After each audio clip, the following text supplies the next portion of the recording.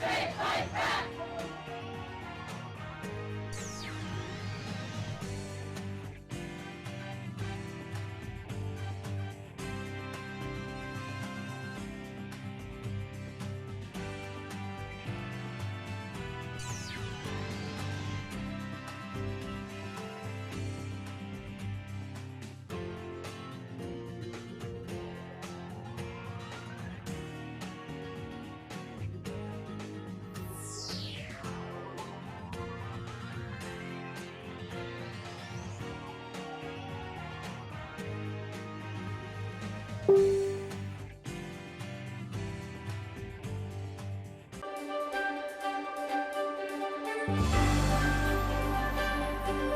For the Thom Hartmann Book Club today, we're reading from Biased, Uncovering the Hidden Prejudice That Shapes What We See, Think, and Do by Jennifer L. Eberhardt, Ph.D.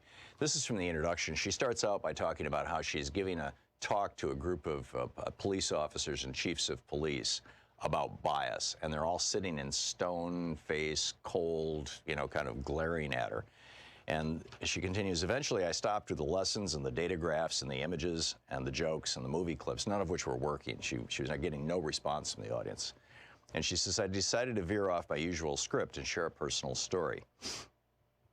I explained that some years ago my son Everett and I were on a plane. He was 5 years old, wide-eyed and trying to take it all in.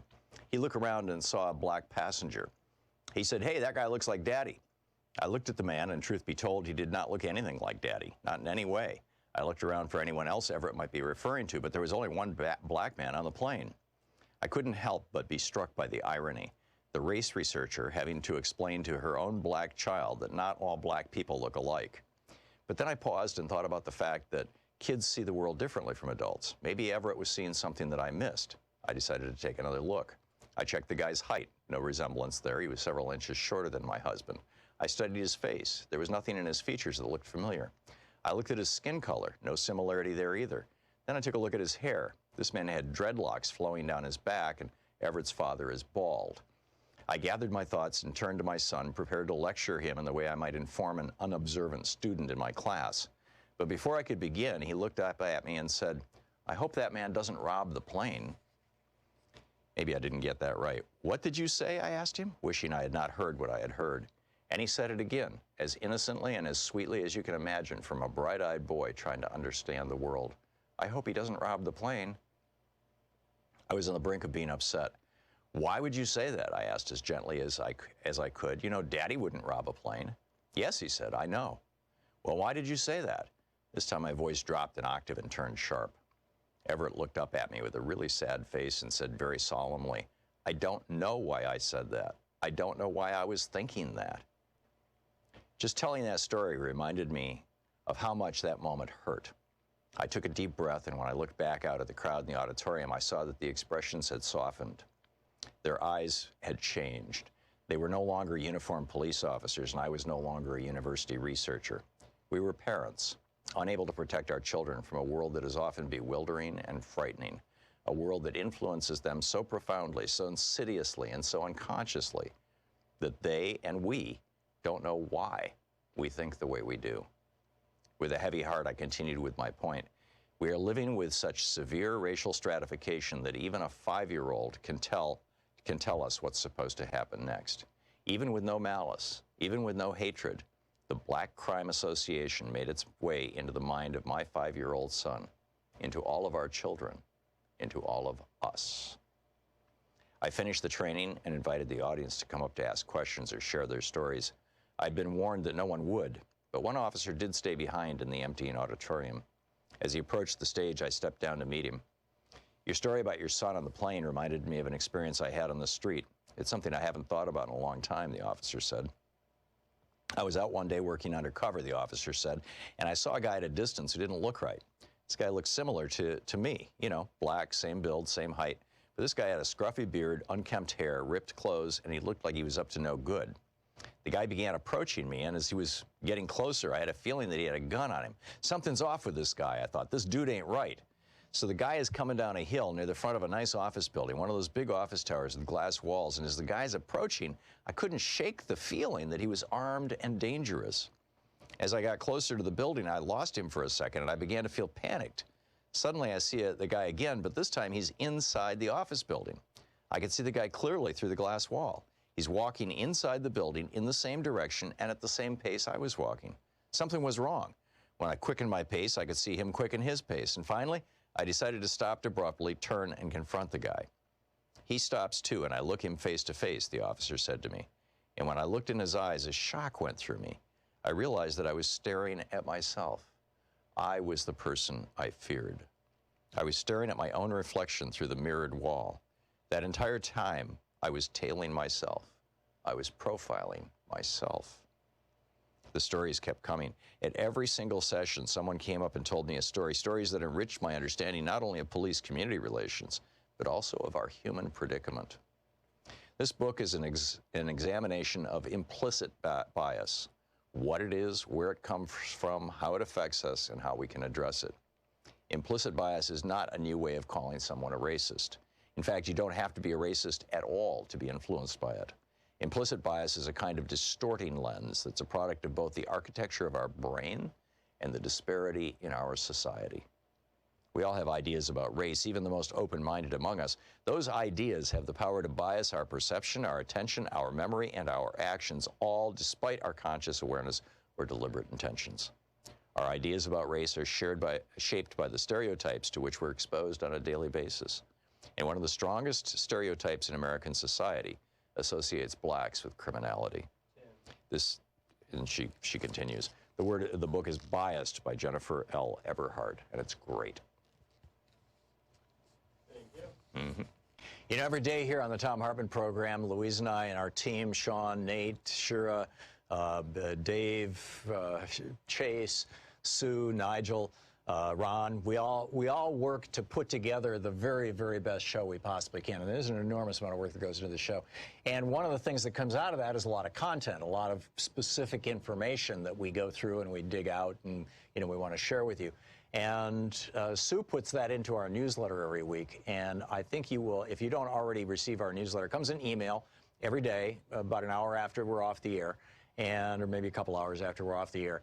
And Sue goes through and pulls literally every link to every story that we talked about and puts it into the newsletter. It's free.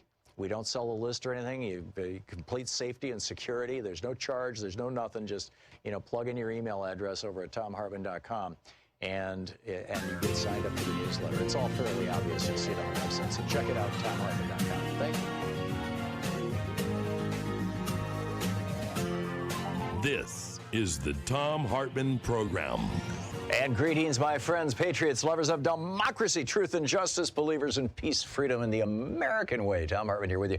In the second hour of our program today, Congressman Mark Pocan, typically on Wednesday, he comes on our first hour, but today he's moving to our second hour. He will be taking your calls for the full hour, the co-chair of the Congressional Progressive Caucus and the representative from Wisconsin. And, you know, so we've got an interesting day lined up. And in our third hour, we're going to be talking about United Healthcare and a few things that have to do with the whole, well, broadly speaking, you know, health and single payer and all that. But I want to start out with two issues, Donald Trump and authoritarianism and the retail apocalypse. We'll start with Donald Trump. I see that, you know, Robert Reich, for example, just tweeted important. He said, this is a truly staggering fact. Wall Street bonuses totaled $27 billion, $27.5 billion last year. Now, here's the kicker. This is the truly amazing thing about this. This is just the bonuses, by the way. This is not the pay. And this is just on Wall Street. Wall Street bonuses totaled $27 billion. That's $1 million 27,000 times. $27 billion, which is more than 3 times the combined annual income of all American workers earning the minimum wage, who are employed full-time. If you take everybody in the United States who is working full-time at the minimum wage,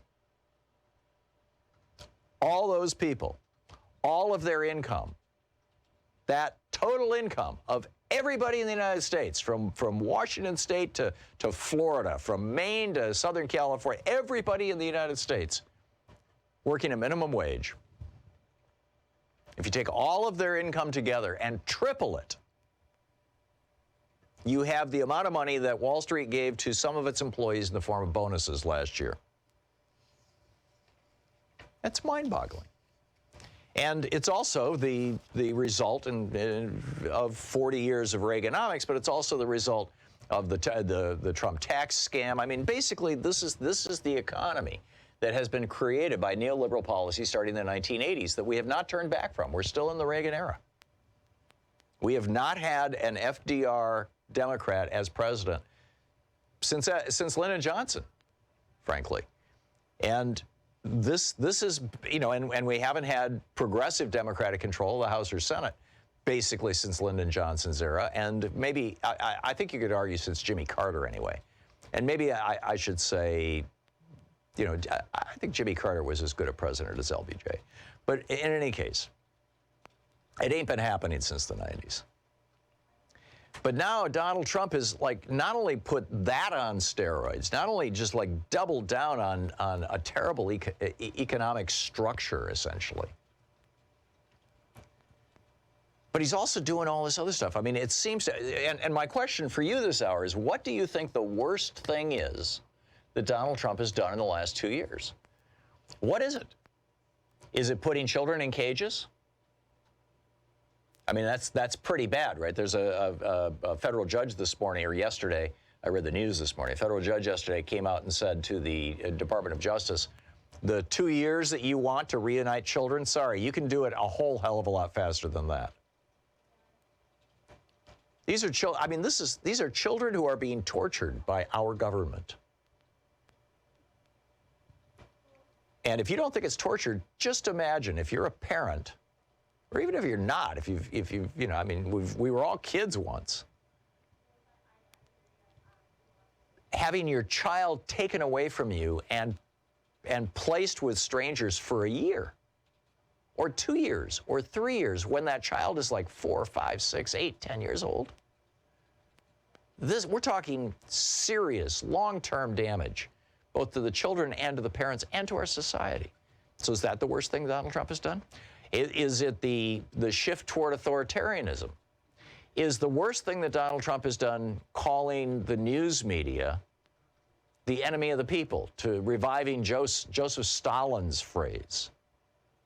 Is that the worst thing he's done? Is the worst thing he's done telling Americans that he was going to give them a health insurance program that was better than Obamacare, that was cheaper than Obamacare, and that covered everybody? He said, don't worry, I'm going to take care of this. Was that lie the worst thing he's done? Was the worst thing he's done putting you know, an oil lobbyist in charge of the Environmental Protection Agency and then gutting it? Was the worst thing he's done putting Mick Mulvaney, you know, a hustler, a cokehead hustler, in charge of the Consumer Financial Protection Bureau, and then gutting that? Is the worst thing he did putting Ryan Zinke in charge of Interior, and now he's replaced him with a coal lobbyist? Is the worst thing that Donald Trump has done gutting the science panels and science components of everything from the EPA to NOAA to the you know, to the President's Advisory Committee on Science?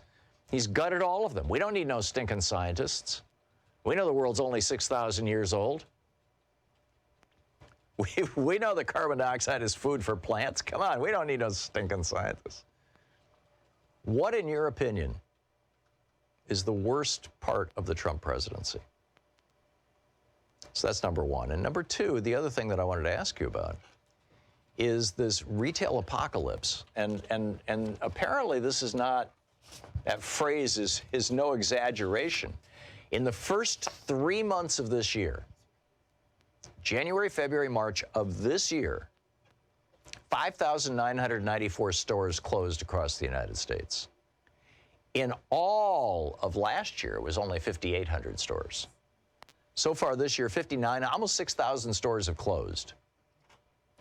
And they're predicting that by 2026, another 7 years down the road, that 75,000 retail stores will close. Now, is this evidence of some sort of really sick, twisted, dysfunctional monopoly that is basically running and owning the retail sector? Or is this the consequence of something else? I mean, what is going on here? Is it just Amazon literally wiping out America's retail sector? And if so, is that a good thing or a bad thing? I mean, you know, the fact of the matter is that for many of us, and I'll tell you, I'm in that category, I do more online shopping than I do in retail stores. Now, why would that, you know, one of the things that I like about online shopping is that I can see how people review products. I learn a lot from those reviews. You can't get that if you walk into a store. I mean, it used to be, back in the old days, like literally 30, 40 years ago, you would walk into a store and into a retail store, and somebody would come up and help you out and say, you know, what can I tell you about the products? And they were knowledgeable about the things in the store. Yeah, those days are pretty much dead.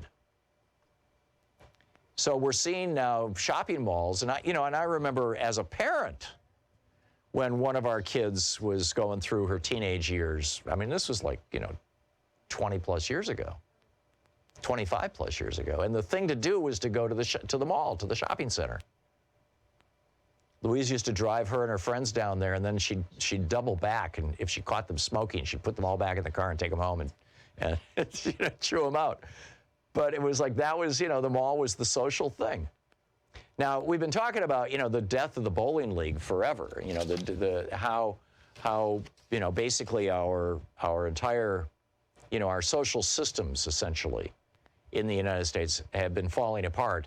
The death of the bowling league was published in the early 2000s, as I recall, about how television is causing people to basically just kind of suffer in silence. We're no longer participating in our local events. We're no longer joining the Elks and the Moose. We're no longer, going bowling together, because we sit around watching TV. Now, the average person has, 4 to 5 hours of screen time every day? We're not just watching TV, we're watching our phones, we're online, we're doing all these other things. Is this a good thing or a bad thing? Is this a major social change or not? I mean, what is going on here with the death of retail? So, a bunch of topics here. We'll pick up your calls, and I can loosen things up if there are other things that you'd like to talk about as well. But, what in your mind is the very worst thing that Donald Trump has done? I think his embrace of authoritarians around the world, his embrace of Duterte, his embrace of Mohammed bin Salman, his embrace of Putin, his embrace of, fill in the blank, right? Pick an authoritarian someplace, Bolsonaro. I think that's the worst thing he's done. This is the Thom Hartmann Program. But I can think of another 10 or 15 that are damn close. So what do you think? We'll be back with your calls in a minute.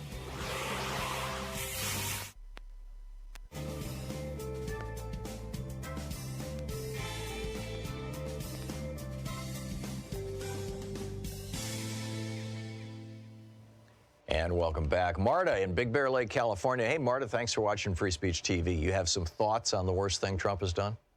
Well, I've learned a lot from Medea Benjamin that you've had on your program, and reading her book about the unbelievable famine, up to 14 million people in Yemen, caused by the Saudis with the help and basically, the Saudis could not do it without the help of the United States. Mm-hmm. And, up to 14 million people facing starvation. Right. Medea's book, by the way, is titled Kingdom of the Unjust, for those people who are watching, wondering what you're talking about. It's absolutely brilliant. It is the best book on Saudi Arabia I've ever read. Yes, and then militarism also in Israel against the Palestinians and making a Palestinian state impossible. We could start a civil war in Venezuela. The list goes on, but, up to 14 million people actively, right now, how many are currently starving to death, or dying of cholera. So it's just unbelievable. I'm speechless. Yeah. So the potential death of 14 million people is tough to overlook. I mean, that's about as bad as it gets. And we look at George W. Bush. He lied us into a war that killed maybe 2 million people. And, Lyndon Johnson lied us into a war that killed about 2 million Vietnamese and 56,000 Americans. I think we've lost around 6,000 or 7,000 Americans now in the illegal wars in Afghanistan and Iraq.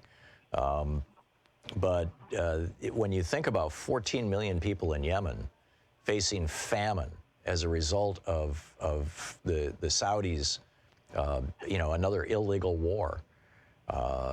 And it's really a proxy. I mean, they're going after the Houthis, as I recall, who are Shia Muslims, they're not Sunni Muslims. And so this is like, the war inside Islam, and it's Muslims killing Muslims, which is just like, terrible stuff. And here's Jared Kushner right in the middle of it, trying to get his $1 billion from the UAE and Saudi Arabia and ultimately, and Qatar. And ultimately, he got it. He got his $1 billion out of the Middle East. And the price that we're all paying for Jared Kushner getting his $1 billion appears to be that we are on the edge of starving millions of people to death, and literally every day, millions of people to death, and literally every day, thousands of people are starving to death in Yemen or are dying of what should be preventable and treatable diseases. And Bernie Sanders is talking about getting to the underlying causes of conflict. I mean, we could look at Syria and what is Trump doing to really bring about peace in Syria? Really nothing, Right. And what about Afghanistan? Hopefully, something finally happens, but this just goes on and on and on. And, I believe Bernie Sanders and others really want to emphasize diplomacy and finding, actual ways to bring about peace. And, I would like to challenge him to do more about, what's going on in Palestine in that sense. But at least he's beginning. Yeah, amen. Marta, thank you. Thank you for your contribution and your vote, your comments. We'll be back. It's coming up on 21 minutes past the hour here on the Thom Hartmann Program, taking back the mainstream media 3 hours a day, 5 days a week, right here.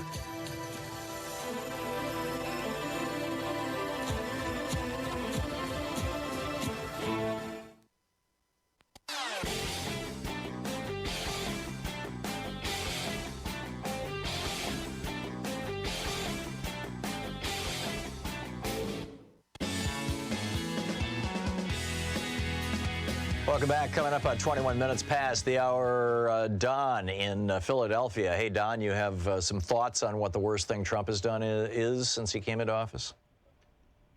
Am I on? You are. You're on the air, Don. Oh, okay. Well, as a former educator, I listening to some of the things. I don't know that this is paramount for most people, but if I was going to undermine the integrity of a country, one thing I would go after would be their educational system, which is the wellspring for ideas that you grow up in. Right, you would kneecap future generations if you wanted to destroy a nation by destroying their education system. Right, and so Betsy DeVos has done a wonderful job of fragmenting public education and let's say creating an environment where people can grow up with ideas that are dysfunctional in terms of getting along with each other down the road. Yeah, she did it in Michigan. More than half of Michigan now more than half the public schools in Michigan are gone. They've been replaced by charter schools, the majority of them for profit. So she's trying to do to the country what she did to Michigan. It's pretty mind-boggling. Right. And that's what, when you look at other countries where there's dysfunctionality, it can be even within two religions. But now let's amplify it and make 50 or 60 different perspectives that can't get along. And that seems to be the direction that we could be headed in, the way she's going about it. Yeah, I think you're absolutely right. In fact, I totally agree. I'm not sure that's the worst thing he's done, but it's right up there. It's right up there. Thanks a lot for the call, Don. Mark in Oxnard County, or in Oxnard, California. Hey, Mark, thanks for listening to KPFK. What's up? Hey, Tom. I don't know if you've been talking about it because I'm going to get you 1 hour a day, but the Trump criminal cartel has basically sold American nuclear technology to the Saudis. Well, they haven't finished that. They haven't, to the best of my knowledge, they haven't actually done that, but they're trying to. You're absolutely right. Yeah, there's supposed to be 6 contracts sworn to non-disclosure secrecy. They even asked the Secretary of State a couple of weeks ago when he was before Congress about it, and he confirmed that it's in secrecy. Right. And the Saudis don't want any restrictions on upgrading to weapons grade. Yep.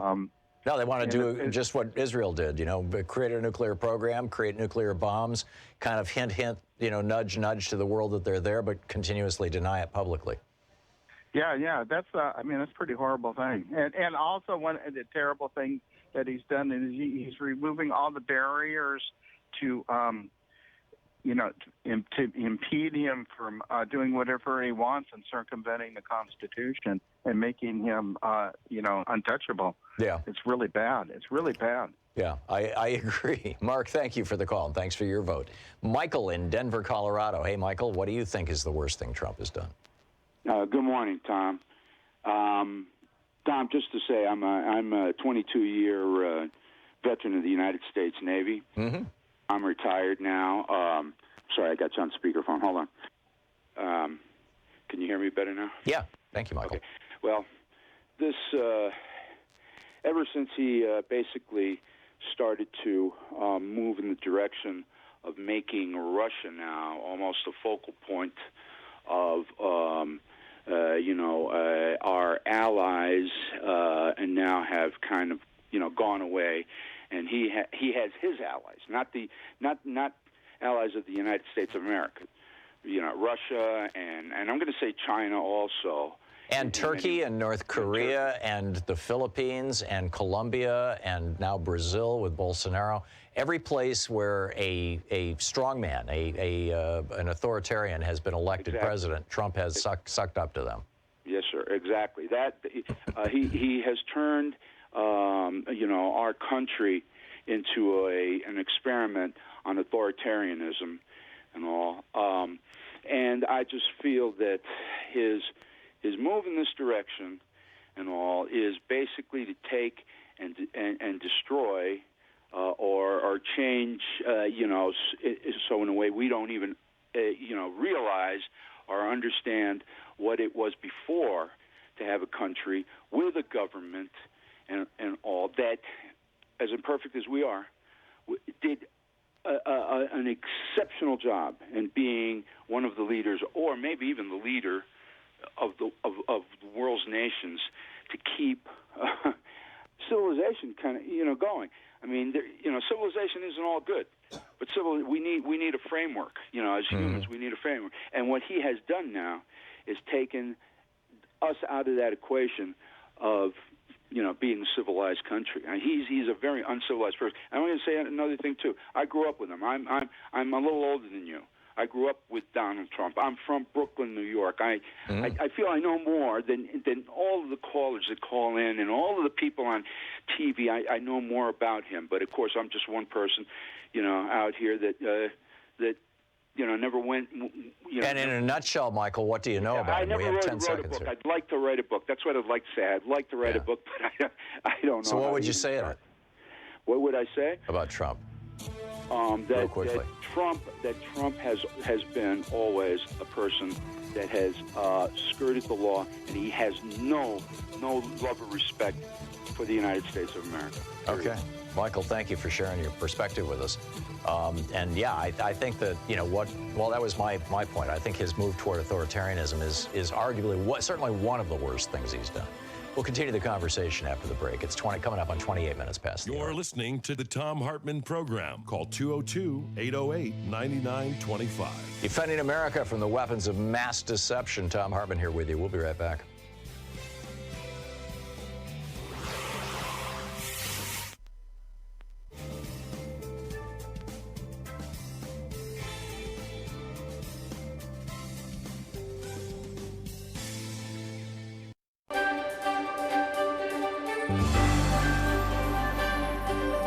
Our book today in the Thom Hartmann Book Club is Treason and Betrayal, The Rise and Fall of Individual One by Kenneth Ford McCallion. This is from the prologue. It was a gray, overcast day in Washington on January 20th, 2017, the day that Donald J. Trump was sworn in as 45th President of the United States. The weather matched the mood of the majority of Americans who had voted for Hillary Clinton, but whose candidate was denied the election as a result of an anachronistic electoral college system, a lackluster Clinton campaign that had ignored key battleground states such as Michigan and Wisconsin, and of course substantial help from the Russians. But the most significant assault on American democracy did not result from the illegal hacking and cyber attacks by Russian agents on our electoral system and social media. Rather, it came from Donald Trump's full-scale assault on American ideals and values, which had long been this country's most powerful weapon in its arsenal of democracy.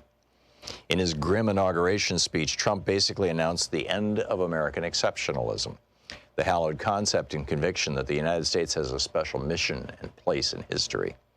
Instead of extolling the virtues of our democracy and calling upon its citizens to raise the torch of liberty in every corner of this country and around the world, Trump took the cynical view that the United States was no better or worse than Russia or any other authoritarian country, and that all our government should be doing is to put America first by concentrating on building our country's economic wealth over all other considerations, and by not worrying about other concerns such as human rights or even democratic rights and freedoms around the world. Trump's denouncement of America's commitment to liberty and justice for all was a frontal attack on the guiding principles forming the bedrock of our democracy and America's faith in itself and in its transcendent mission. The Declaration of Independence had been a clarion call that resonated not only on this continent, but around the world, declaring that the pursuit of life, liberty, and the pursuit of happiness was the cherished goal of all Americans and freedom-loving people the world over. Now, Trump was seeking to extinguish that fire by declaring that America was no longer the beacon of liberty and that every country, especially Russia, should be permitted to do whatever they wanted in their own country and its own sphere of influence, and that if they dismembered neighboring countries or slaughtered their own people who were fighting for greater civil and human rights, that this was of no importance to the United States. In other words, Trump was articulating precisely what Putin and others in the Kremlin wanted to hear, which is that Trump would give them the green light to rebuild the Russian Empire without fear of opposition or retaliation by the U.S. In doing so, Trump was demonstrating that he was a traitor to the traditional American democratic ideals. The enduring concept of American exceptionalism dates back to French writer Alexis de Tocqueville's reflections on America in his 1835 work, Democracy in America, where he concluded, quote, "The position of the Americas is therefore quite exceptional, and it may be believed that no democratic people will ever be placed in a similar one," end quote. Abraham Lincoln echoed this theme of American uniqueness when he noted in his Gettysburg Address in 1863 that one of the things that sets us apart from all of the countries in history is the sacred duty of the United States to ensure that the government of the people, by the people, for the people, shall not perish from this earth. Since the end of the Civil War and up until January 20th, 2017, the idea of American exceptionalism has infused the rhetoric of virtually every modern president and political leader. In April 1917, near the end of the First World War, President Woodrow Wilson exhorted Americans to fulfill the country's destiny to make the world safe for democracy. In his State of the Union address in January 1941, when the future of liberal democracies in a world war against fascism hung in the balance, President Franklin Delano Roosevelt sent a message to its besieged democratic allies around the world, reassuring them that, quote, "We Americans are vitally concerned in your defense of freedom. We are putting forth our energies, our resources, and our organizing powers to give you the strength to regain and maintain a free world. This is our purpose and our pledge," end quote. 58 years ago, in his inaugural speech in January 1961, President John F. Kennedy reminded Americans that it was our country's fundamental duty to protect human rights at home and around the world. He pledged that Americans would bear any burden, meet any hardship, support any friend, oppose any foe, to assure that survival and the success of liberty. Ronald Reagan inspired us with his soaring rhetoric about America being a shining city on the hill, a beacon for freedom, hope, and liberty that was and always will be the model and example for all the world. President Obama in April 2009 publicly acknowledged America's, quote, "extraordinary role in leading the world toward peace and prosperity," end quote, while cautioning that such a lofty goal could only be achieved through effective partnerships with other countries.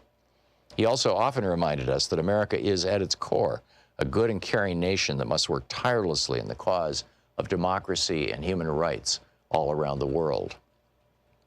With Trump, this powerful concept of American exceptionalism, which has been enshrined in our nation's psyche for almost 200 years, was declared to be dead and buried, or so Donald Trump and his enablers would like us to believe. In the immortal words of Stephen Colbert, Trump, in his easily forgettable inaugural speech, basically compared America to a dumpster fire. America's longstanding mission to preserve and protect the causes of democracy, freedom, and human rights around the world had, according to Trump, virtually devastated the country.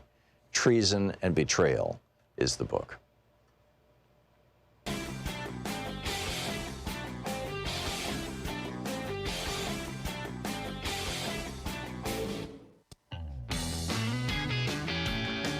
Welcome back. 34 minutes past the hour. Thom Hartmann here with you. Andy Borowitz over in the New Yorker. The headline, Putin almost done redacting Mueller report. I have to do everything for these people, he reportedly said. Yeah, right. After putting in what one associate called a hellish all-nighter, the Russian president almost finished redacting Robert Mueller's report in time for its release on Thursday, writes Andy Borowitz. Yeah, I don't think it's going to be quite that bad, but close. Cliff in Canyon Country, California, you have thoughts on the worst horrors of this freak show that we're experiencing called the Trump presidency. Good morning, Tom. Happy Thursday. Thank you, Cliff. Only it's Wednesday.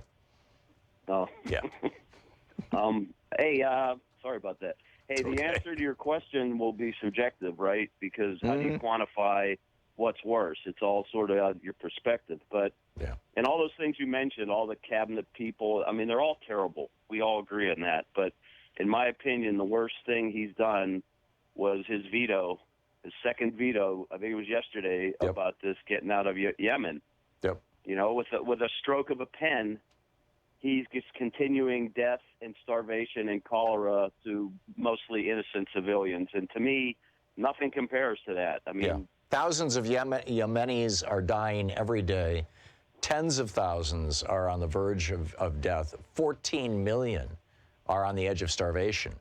We've got a full-scale cholera epidemic going on. I mean, you know, Saudi Arabia has been bombing the crap out of this country. And with our bombs and with our planes refueling and with our support and all that ordnance that's being dropped on Yemen says made in the USA on it. And Congress, on a bipartisan basis, you had 7 Republican senators, as I recall, vote for this resolution, as well as all the Democrats. And, of course, it passed the House as well. Both the House and the Senate said, no, it's time for us to stop supporting Saudi Arabia, you know, the country that helped fund the 9/11 attackers. It's time to stop funding that country's war against Yemen. And Donald Trump was like, no, I got some business interests in Saudi Arabia and the Middle East, and I plan on having more, and my son-in-law just got $1 billion from them and their buddies, and so, no, we're not going to do that. And Tom, I looked at the news this morning, and all the coverage was on this one girl who's fascinated with Columbine. Yeah. And I don't hear anything in the news about this veto that he did to continue this horrific, you know, humanitarian crisis. That it's not even covered in the news. Yeah, I mean, I agree with you, Cliff. You know, what we call news in the United States is really not news. It's infotainment. It's you know, it's designed to entertain, and that's it. Cliff, thank you for the call. You know, well said. David in Woodland Hills, California, listening on KPFK. Hey, David, your thoughts? Tom, I am a bottom line kind of guy, and so for me, the Trump's the worst thing about Trump is his continual lying and propaganda, which sets the table for all of his sins. You take away his lying and propaganda, at least 66% of his evil accomplishments never would have happened if he had to tell the truth. Yeah, so how complicit or how big a piece of that problem is found in billionaire Rupert Murdoch's bailiwick in Fox News, the New York Post, and the Wall Street Journal? Well, absolutely. This is the thing we talked about 2 weeks ago that your guest host, I forget his name, talked about. Jefferson Smith. This is the billionaires' war on democracy, the 1% war on democracy, and we're losing. Yeah. Yeah, well said. David, thank you. Thanks for the call. Richard in Naples, Florida. Hey, Richard, thanks for watching Free Speech. What's up? Hey, good morning, Tom.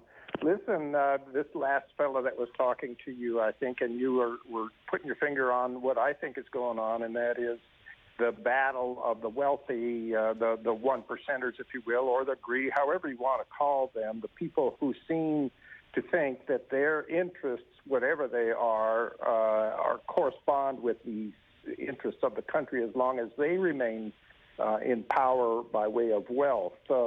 You know, the worst thing that Trump could do, I think, is perhaps the best thing for us in the sense that this is an opportunity. It really is, I think, an opportunity for this country to redefine itself. You have often made remarks that lead me strongly to believe that you understand the Constitution in a way that I think I understand it as well, which is that rights, human rights, are not necessarily only those that are shown in the Constitution. Even Amendment 9 to the Constitution makes that very clear. Right. So that, you know, medical care for all, for example, is a fundamental right, and other rights that you... Right, it is part of the general welfare of the United States, in my opinion. Yes, exactly. And so I guess what I'm trying to say is that perhaps it's time for us to stop thinking about how bad Trump is and just realize how important it is for us to see what's going on. I mean, I remember, and I'm sure you do too, when Obama jokingly said, you know, at one of those speech-making things or one of those press conference comedy hours, he said, and Donald Trump is here still. And everybody laughed and thought that was so funny. But by God, he's here now and still, and it's not funny. Right. Right. Yeah. Well said, Richard. The opportunity to test democracy, it's a big one. Thank you for the call. Judy in Healdsburg, California. Hey, Judy, what's up? Hey, Tom. Well, I know your theme is so important, all the worst things Donald Trump has done. Well, right now, I would like to alert all that he is working on the recreation of the McCarthy era. You're right.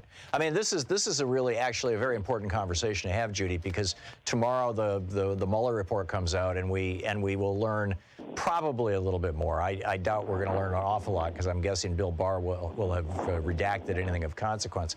But you know, it's an important time to look back on the Trump presidency in the context of potential impeachment and certainly in a coming election. But back to you, Judy. Recreate the McCarthy era. How is he doing that? Well, he's found his Rosenbergs, and that's going to be in Julian Assange. Okay, the Rosenbergs, of course, the couple that were put to death for spying for the Russians. Fascinating. That's right, and now he's found his Roy Cohn. Yeah, in Bill Barr. He's got his Roy Cohn. Spot on. Judy, thank you for that. John in Auburn, Washington, listening on KBCS. Hey, John, what's up? Hi, Tom. It's great to talk to you again. Thank you, John. Can you get your mouth closer to your microphone? It sounds like you're talking to me from the bathroom. Oh, sorry about that. Is this any better? No. Oh, okay. So, here we go. Is that better? That is, yes. Yes. So I have such a long list of bad things that Trump did, but I think one of the worst things he has done is working to destroy our relationships with our allies. And he has done so many insulting, disrespectful things to our European allies and our Asian allies, and it seems like we are just becoming weaker and weaker and weaker as a country because of our resistance to working with other countries that have some of the same philosophical views as we do. Yeah, I absolutely agree. The test is going to be when Trump leaves office in 2 years or 6 years. If we bounce back, that can all be repaired then. Right. Well, the question is, can it be repaired? I mean, will we have irreparably damaged those relationships? Yeah. And I don't know the answer to that, frankly. Yeah. And one of the things, you know, I'm married to a German woman, and her family is still in Germany. And when I am in touch with them and when I'm over there and talking with them, you know what I find out is the Europeans are laughing at us. They're making fun of us. We are becoming a mockery in the European, or to the European people. And I find it embarrassing and insulting that we have become such a laughingstock in the world. Yeah. Well, elect a clown, expect a circus, right? Exactly. And I have one other thing, Tom. You were talking about this morning about how we're changing our social time and the way we spend our time. Mm-hmm. And I just want to say that I'm not using a lot of screen time, but thanks to you, I'm spending at least 3 hours a day listening to talk radio and Thom Hartmann. And I'm not sure that that's just the greatest use of my time. Well, you'll have to make your decisions, anyway. John.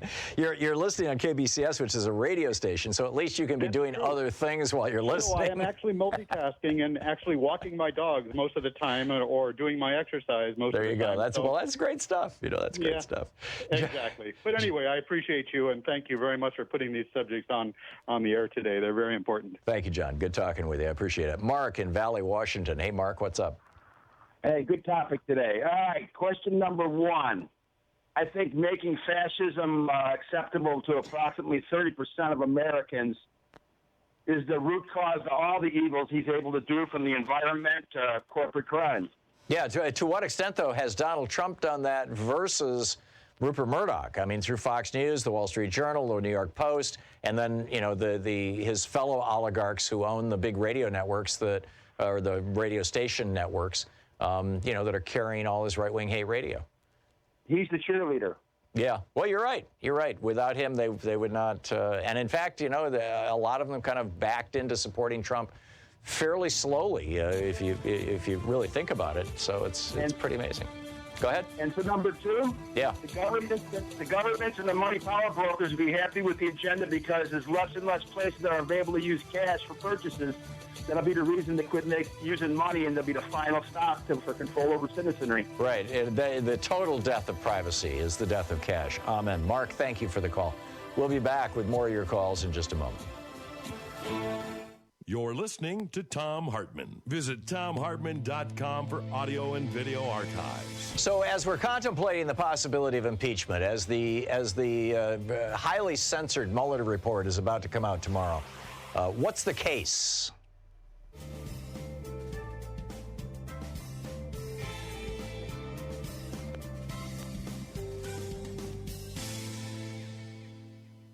And welcome back. Diane in Clayton, New York. Hey, Diane, thanks for watching Free Speech. What's up? Nice to meet you, Tom. I called to respond to your question, what is the worst thing about Donald Trump? Mm-hmm. And the worst thing about Donald Trump is his personhood. It is the way his brain is wired toward a predisposition of cruelty and intolerance. I simply cannot get over how people are always wanting to believe what he says is the truth, and they go along with him. Mm-hmm. It astounds me every time I do bother to watch the news. Yeah, this is a guy who literally, you cannot find a single picture of Donald Trump laughing.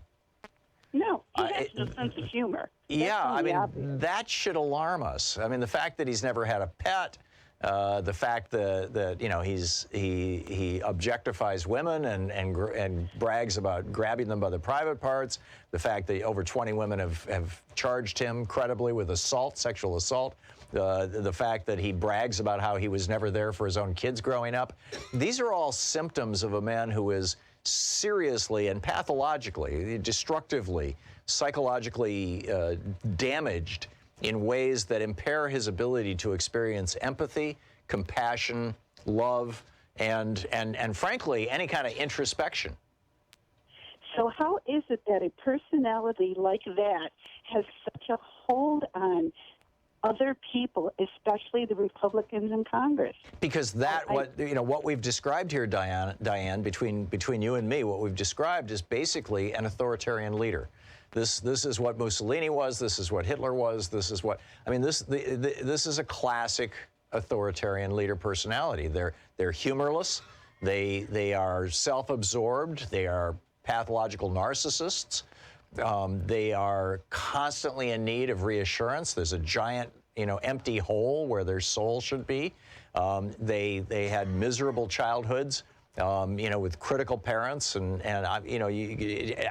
not to make excuses, but Trump had a pretty tough life growing up. And yeah, he was, very rich. He was a millionaire by the time he was a year old, but still, I would not want to have had the childhood that he had. Well, it's obvious by the way the man behaves is that there's no love in his life at all, except his own self-love. And you even wonder about that when the way he stutters. I was a teacher for 34 years, and I can tell you that the man has an undiagnosed learning disability. Yes. He halts when he reads. There seems to be no cause and effect going on. He has all the classic signs of being learning disabled, and no one has ever diagnosed it. Yeah. I mean, it's amazing to me. I just hope that the Democrats can put up someone who can beat him, because I couldn't endure 6 more years. And I mean that from the bottom of my heart. And I don't think our country can. It's alarming. Yeah, it really and truly is. And we've had a number of psychologists on this program and psychiatrists, Justin Frank, who wrote Bush on the Couch and Trump on the Couch, and his new book, he also wrote Obama on the Couch. We've had several psychotherapists on this program, and to a person, they are all saying that they're seeing an explosion in their private practice of people coming in looking for either therapy or drugs to deal with the anxiety that they have around Donald Trump being president of the United States. And, we still have our vote, and they can't take that away from us. Yeah, well, they certainly try. They certainly are trying, Diane. But yeah, you're right. Thank you very much for the call. And we'll be right back. It's coming up on 10 minutes before the hour.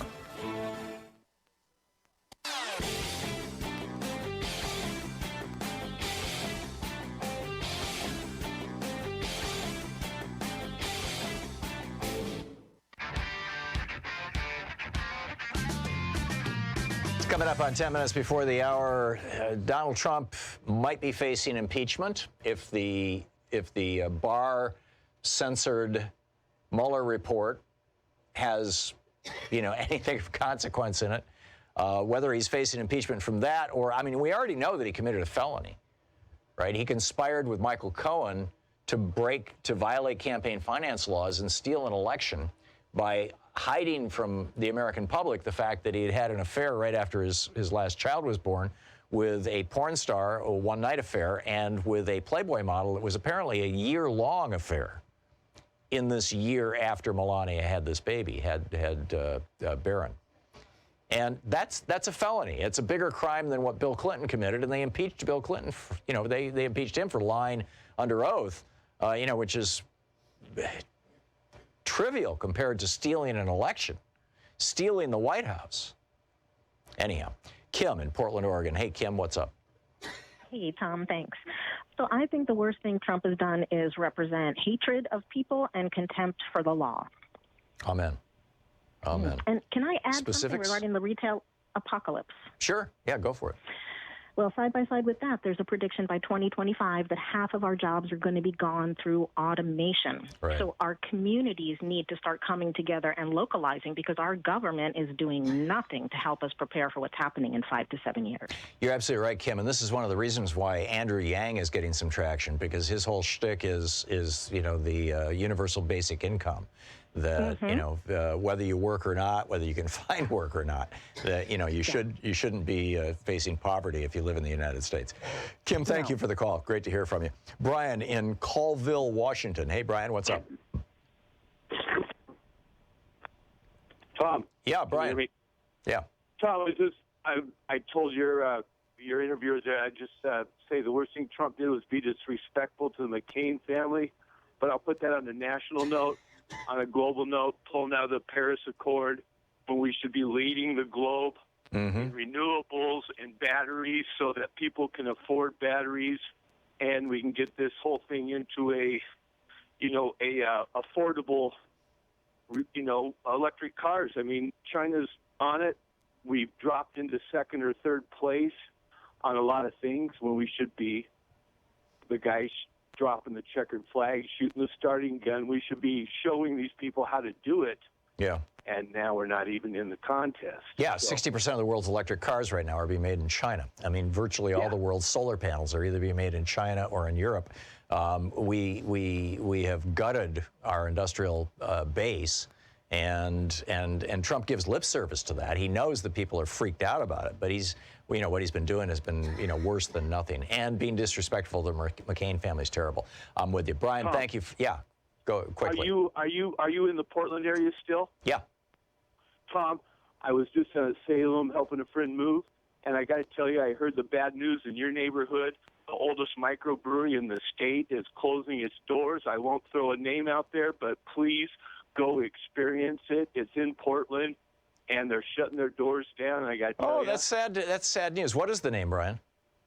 It is the oldest microbrewery down there is Bridgeport Brewery, and I got to tell you, they're in the old part of Portland, right? And they had a recipe that was award-winning, and they pulled it off the market 5 years ago. And Tom, I just can't help but suspect that, just like these small mom and pops that got offered big money by the big three to sell out, I'm wondering, can you ask the boys at Bridgeport if they got a big check cut to them for them to close their doors? I doubt I'll see them, but it's good to know, what's going on, Brian. And by the way, something like 80% of all the beer sold in the United States now is coming from two companies. I mean, that's what we're down to. And microbreweries are great, but they are also very vulnerable. Brian, thanks for the call. Bob in Tahlequah, Oklahoma. Hey, Bob, what's up? Oh, well, yeah, thanks, Tom. You just got to ask yourself, I think people need to ask the question, how is it that Trump is perceived to be the winner of his party for the next election when he has so little support? And why is it that everybody's so afraid that he'll win the election against the Democrat when he has really such little support? It's the primary process, Bob. It's the fact of the matter is that Trump won the primary with 12% of the American registered voter electorate, or 6% of the eligible electorate. I'm aware of this. I think this is how we glaze over the real reason why he's in power. He's in power because the people who rule over us want him in power. Yeah, well, I suspect that the billionaire oligarchs, the Kochs and others, would frankly have preferred Jeb Bush to Donald Trump. But yeah, okay, I'll buy that, Bob. Chris in Portland, Oregon. Hey, Chris, what's up? Hey, Tom, is that me? Yeah, you're on the air. Okay, yeah. I mean, obviously, almost everything Trump has done has been terrible, but he wouldn't have been able to do it had he not been helped by the Republican Congress and Senate, especially the Senate. And I think that is the worst thing, because he couldn't have done any of this without them. Yeah, Mitch McConnell's theft of the Supreme Court's seat, Merrick Garland's Supreme Court seat, the senators, and all the appointments and all the the judges sneaking the judges in through the back door and all that stuff. Yeah, so it's all terrible stuff. Well said, Chris. Thank you. George in Palm Desert, California. George, got 30 seconds. A quick one. Yeah, Tom, thanks for being there. Real quick, I know this is minor compared to all the other great calls this morning, but what upsets me is how he, in his candidacy, was screaming about how he'd lost hundreds and hundreds of friends in the 9/11 attacks. Turned out to be a lie. And then he said that many, many friends were lost. They're complete lies. And also a bunch of Middle East people were dancing on the buildings in happiness. These are all terrible, terrible lies. And lastly, we're allowing China, the communist country that they are, to take over leadership of the world. They're in Africa, they're in Jamaica, they're building dams, cities, roads, they're doing everything. Yeah, they're in Panama now. I mean, they're in the Americas. You're right. Yeah, you're right. With their Belt and Road program, China is doing a very sophisticated version of it's the new colonialism. It's neo-colonialism. George, thank you very much for the call. Your thoughts on Donald Trump. We'll be back with Mark Pocan. Congressman Mark Pocan will be taking your calls for the hour in Middays with Mark right after this. You're listening to Thom Hartmann.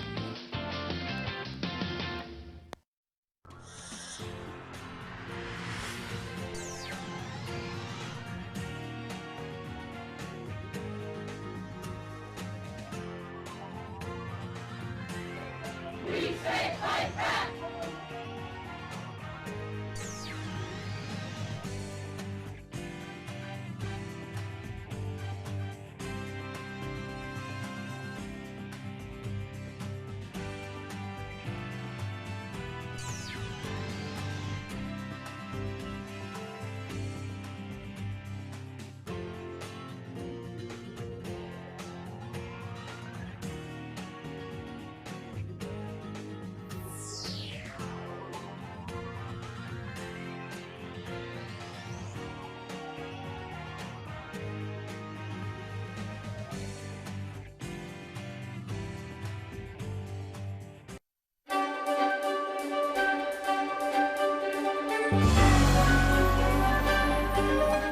For the Thom Hartmann Book Club, our book today is How Wealth Rules the World, Saving Our Communities and Freedoms from the Dictatorship of Property by Ben G. Price, with a blurb on the back from some guy named Thom Hartmann.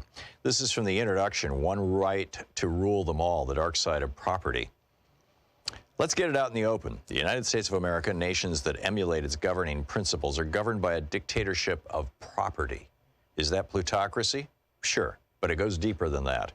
The U.S. Constitution, as it was written and later interpreted by the Supreme Court, hijacked democratic rights that American revolutionaries thought they had won. The Federalists developed a whole system of law that serves the interests of wealth. Elements of that system include the following: state constitutions untethered from their revolutionary moorings, international trade agreements that supersede local, state, and federal laws, regulations administered by an unrepresentative bureaucracy, political parties that gerrymander legislative districts so that they can choose their voters rather than allowing voters to choose their representatives, corporate property that the Supreme Court has declared to be persons with Bill of Rights protections, federal and state statutes that privatize public governance and prohibit democratic limits on the uses of private fortunes, and local governments declared to be property of the state and made unavailable to communities for municipal lawmaking. We live deep within an undemocratic matrix of law that masquerades as a democratic republic while it legalizes an aristocracy of wealth. The U.S. Constitution was written by men who came from a uniformly privileged class.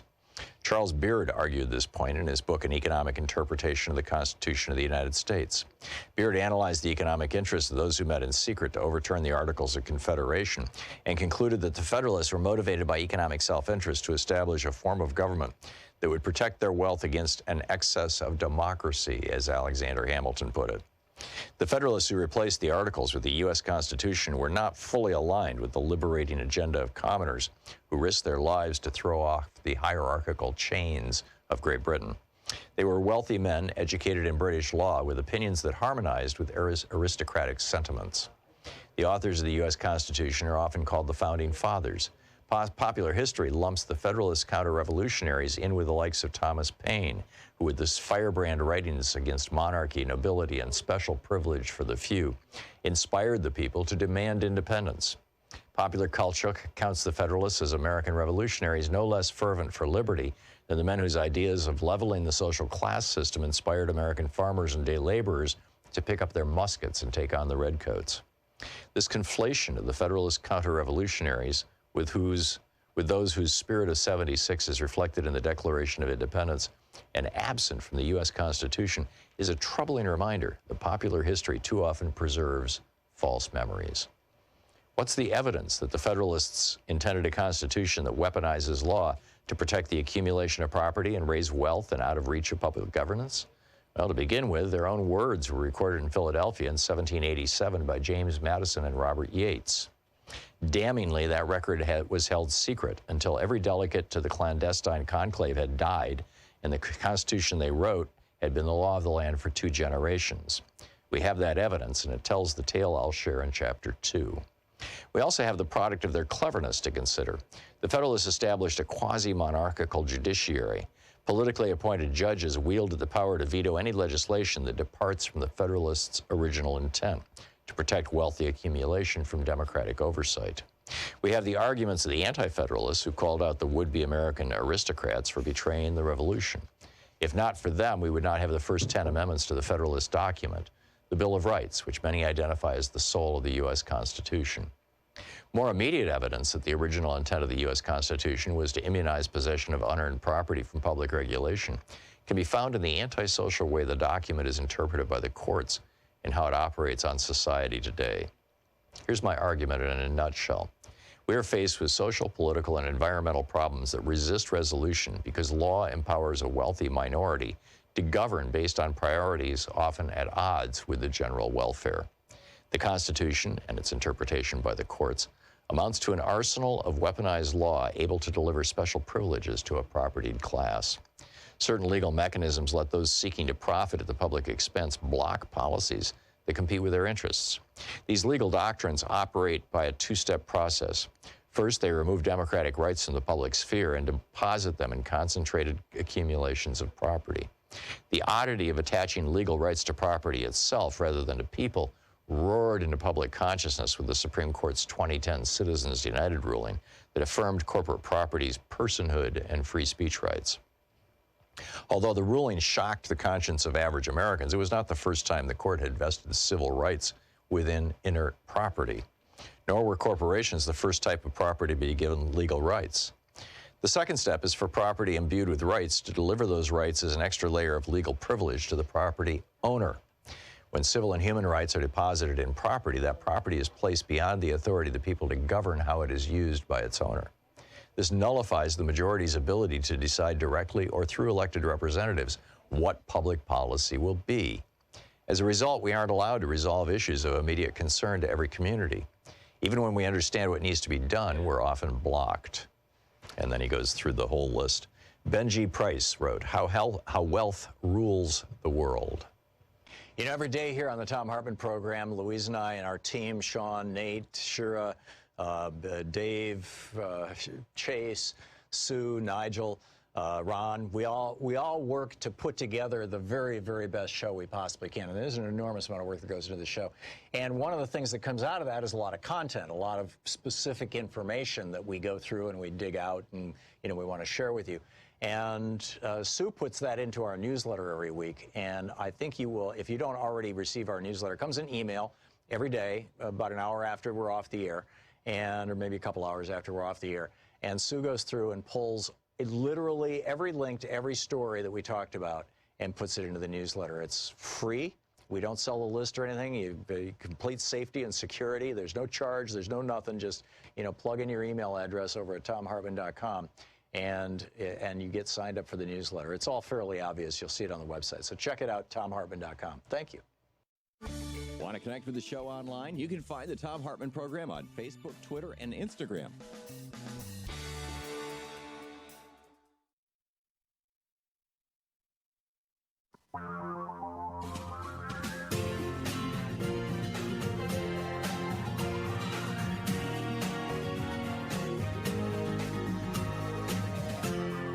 This is the Thom Hartmann Program. And welcome back. Thom Hartmann here with you. Typically on Wednesdays in our first hour, Congressman Pocan is taking your calls for the hour. Today it's going to be the second hour. Right now, Congressman Pocan on the line with us. It's Middays with Mark on the Thom Hartmann Program. Congressman Mark Pocan, the co-chair of the Congressional Progressive Caucus. He represents the 2nd District of Wisconsin in the U.S. House of Representatives. And his website, pocan.house.gov, and you can tweet him at Rep. Mark Pocan.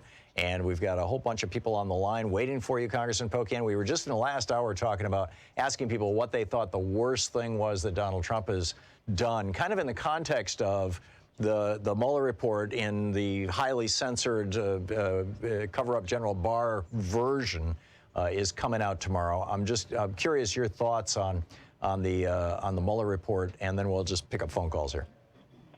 Sure. Well, first of all, that'd be a tough list. I'm surprised you only had an hour for that subject. There's a lot of things people could point to with this president. But, you know, tomorrow's the big day. Tomorrow morning, we're supposed to get the Mueller report. You know, we're looking for to see how much is redacted. That's the real question. There certainly are some things that, you know, information that's presented to the grand jury that has some secrecy provisions. There could be some national security issues. There could be some things that they could argue could hamper another investigation, but what we really are looking for is as unredacted a report as possible, and then making sure that the relevant members of Congress at least get the full report so they can take a look at it and we really know what's in there. That's a minimum. Everyone has said this. We had a 420 people voted on the floor of Congress to make sure the public got the report. Let's make sure we get the report, and that doesn't mean a report that you can't read. Amen. Okay, let's pick up our phone calls. Michael in Victorville, California. You're on the air with Congressman Pocan. I'd just like to ask why nobody's looking into Trump controlling the IRS. And, you know, he already squashed Michael Avenatti like nothing. I'm sure that's why everybody, you know, all the rich people are scared of him. He'll squash them. He has the IRS in his pocket.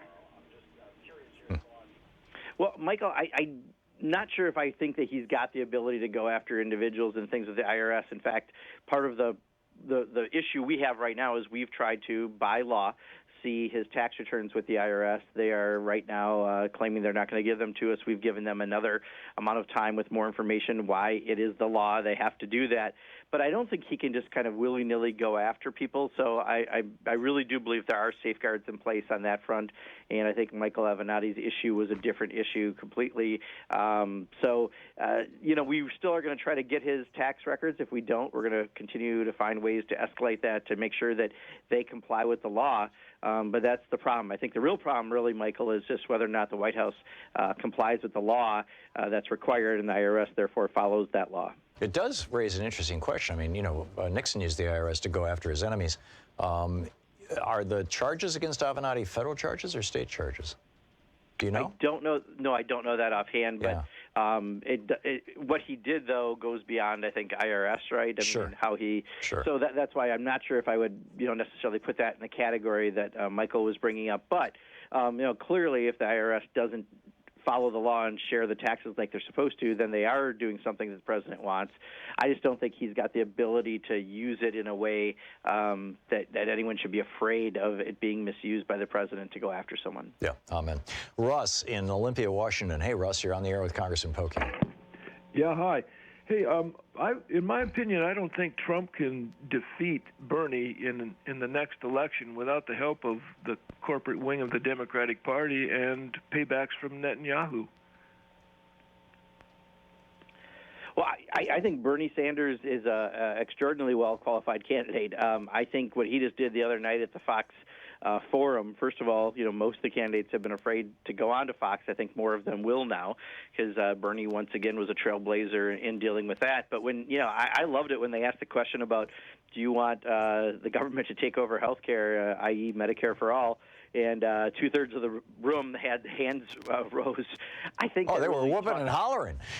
Yeah, and hollering. Like, it's exciting because they're tired of all the fights that we've had over health care and the death by 1,000 cuts to the Affordable Care Act and deductibles that are higher than anyone can actually afford and the chance to lose pre-existing condition coverage for a family member that has a pre-existing condition.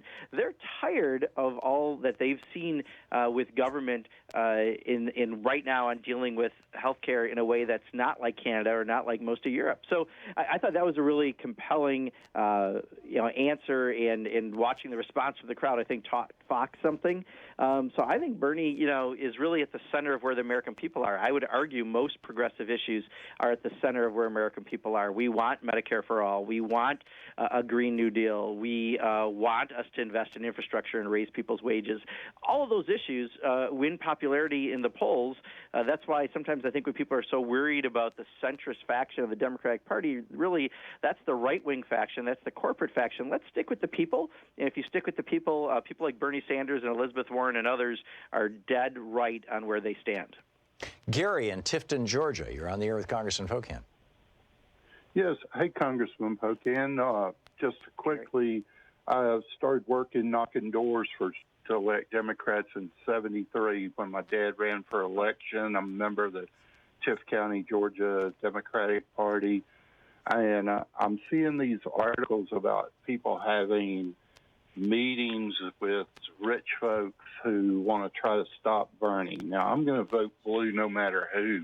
Is there anything that you guys in the Progressive Caucus can do to address this? Because we don't need to be splitting the party with tactics.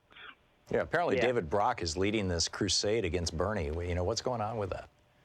Yeah, I think there's a few different surrogates going after different candidates right now. With 18 people, we're seeing a lot of it.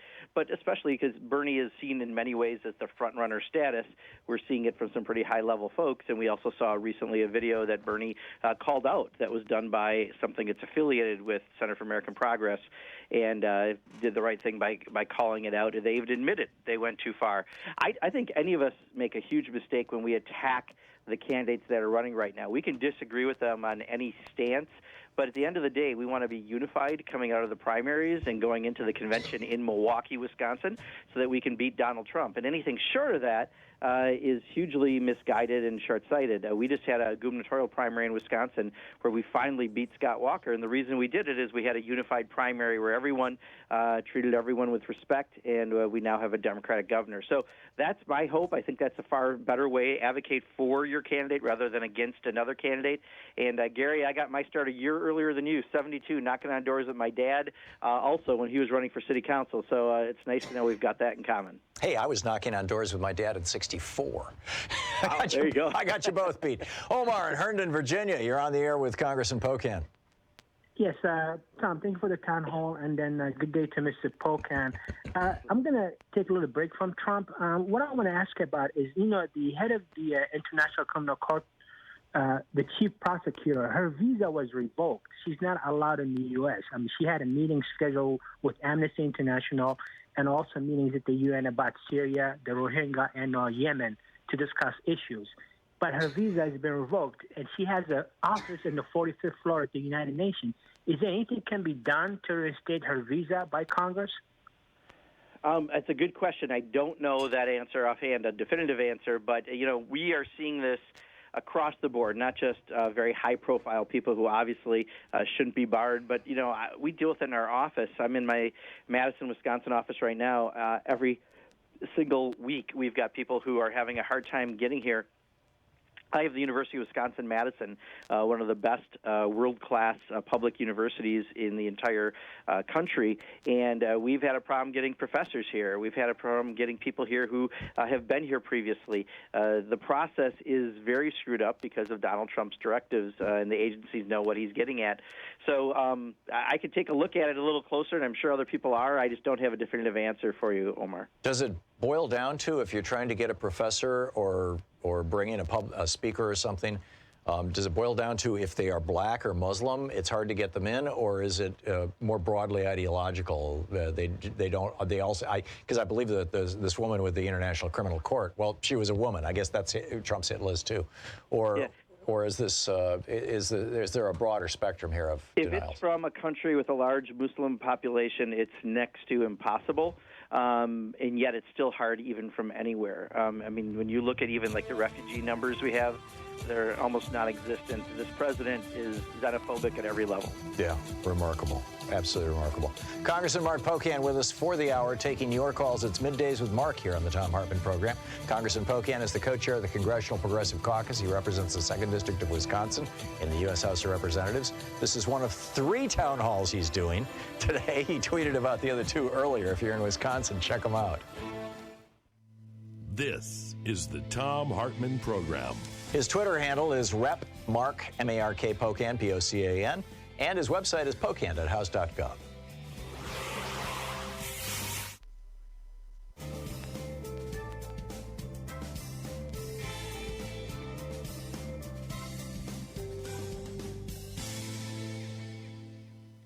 And welcome back. John in Poulsbo, Washington. You're on the air with Congressman Pocan. John? Hello. Hello, Congressman.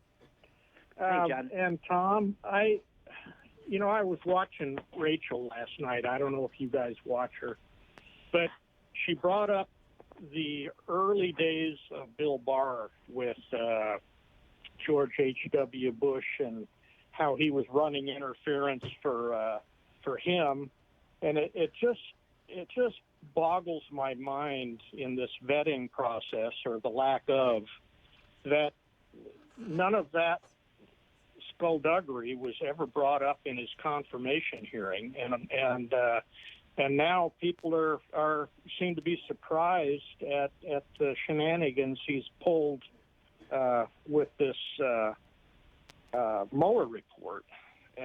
We still haven't seen exactly how it's going to play out, but given his past record, I'm not going to be the least bit surprised if we see some real problems with Congress being able to see the report. Yeah, and just to recap this real quickly, John, before Congressman Pocan replies, because a lot of our listeners and viewers probably didn't watch Rachel last night. What she pointed out was that back in the 90s, when George Herbert Walker Bush was president, he needed a rationalization that would allow him to go into Panama and kidnap Noriega, the president of the democratically elected president of Panama. And the Justice Department put together a lengthy opinion that was not even classified, a lengthy opinion about how this probably was illegal. And Bill Barr wrote a one-page summary and went to Congress and said, my summary of the principal positions is that it's just fine. Go ahead and do it. And it was the opposite of what the report actually said. We didn't learn what the report said for another 3 years. That's how deeply he buried it, and he's doing the same thing. To you, Congressman Pocan. Yeah, and that's exactly, Tom and John, why we're concerned about how much is redacted tomorrow because of the history that Mr. Barr has had. We know that, his 65 words out of the report that he claims there was no collusion and he couldn't take away obstruction, which really should tell us something. I think that's why people really want to see as much unredacted as possible, and if not, let at least members of Congress see parts so that we can really verify what's in the report. But also, don't forget, Barr right now is doing this with people coming across the border. If you're coming unaccompanied, he's basically taking away their ability to get out of custody regardless, and I know there's going to be ACLU and other legal challenges on that. So he has turned out to be, I think, everything that the president always wanted Jeff Sessions to be, but wasn't. Right, he's become Trump's toady. We have 30 seconds to the break, Congressman.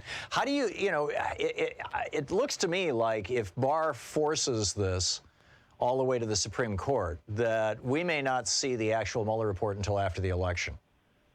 Yeah, I'll tell you, one of the things I'm hoping, and we've seen this often in history, is that, there are other ways that, you can get information.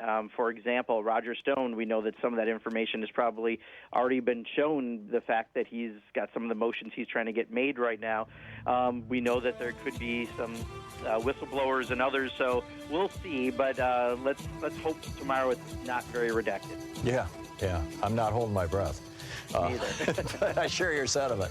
Congressman Mark Pocan taking your calls for the hour. We'll be right back. It's coming up on 21 minutes past the hour here on the Thom Hartmann Program. Stick around.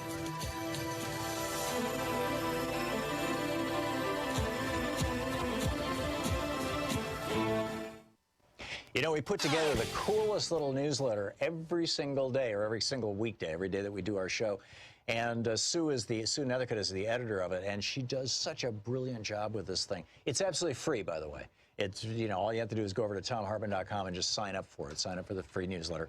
And we don't sell the list or share it or any of that kind of stuff. So, it's just coming to you, and that's it. And every day, as we're doing the show, Sue is listening to the show, and she is finding the websites for all the articles and all the stories and all the topics, broadly speaking, that I'm talking about on radio and on TV. And then she puts the links in there. We call it Sue's Daily Stack, and it's literally a link to every article that I've referenced and every broad topic that I've talked about. I think you'll find it really a valuable asset, particularly to help you win the water cooler wars. So be sure to check it out. It's over at thomhartmann.com. It's free. It's our newsletter. Thanks a lot. Want to connect with the show online? You can find the Thom Hartmann Program on Facebook, Twitter, and Instagram. That's patreon.com/Thom Hartmann.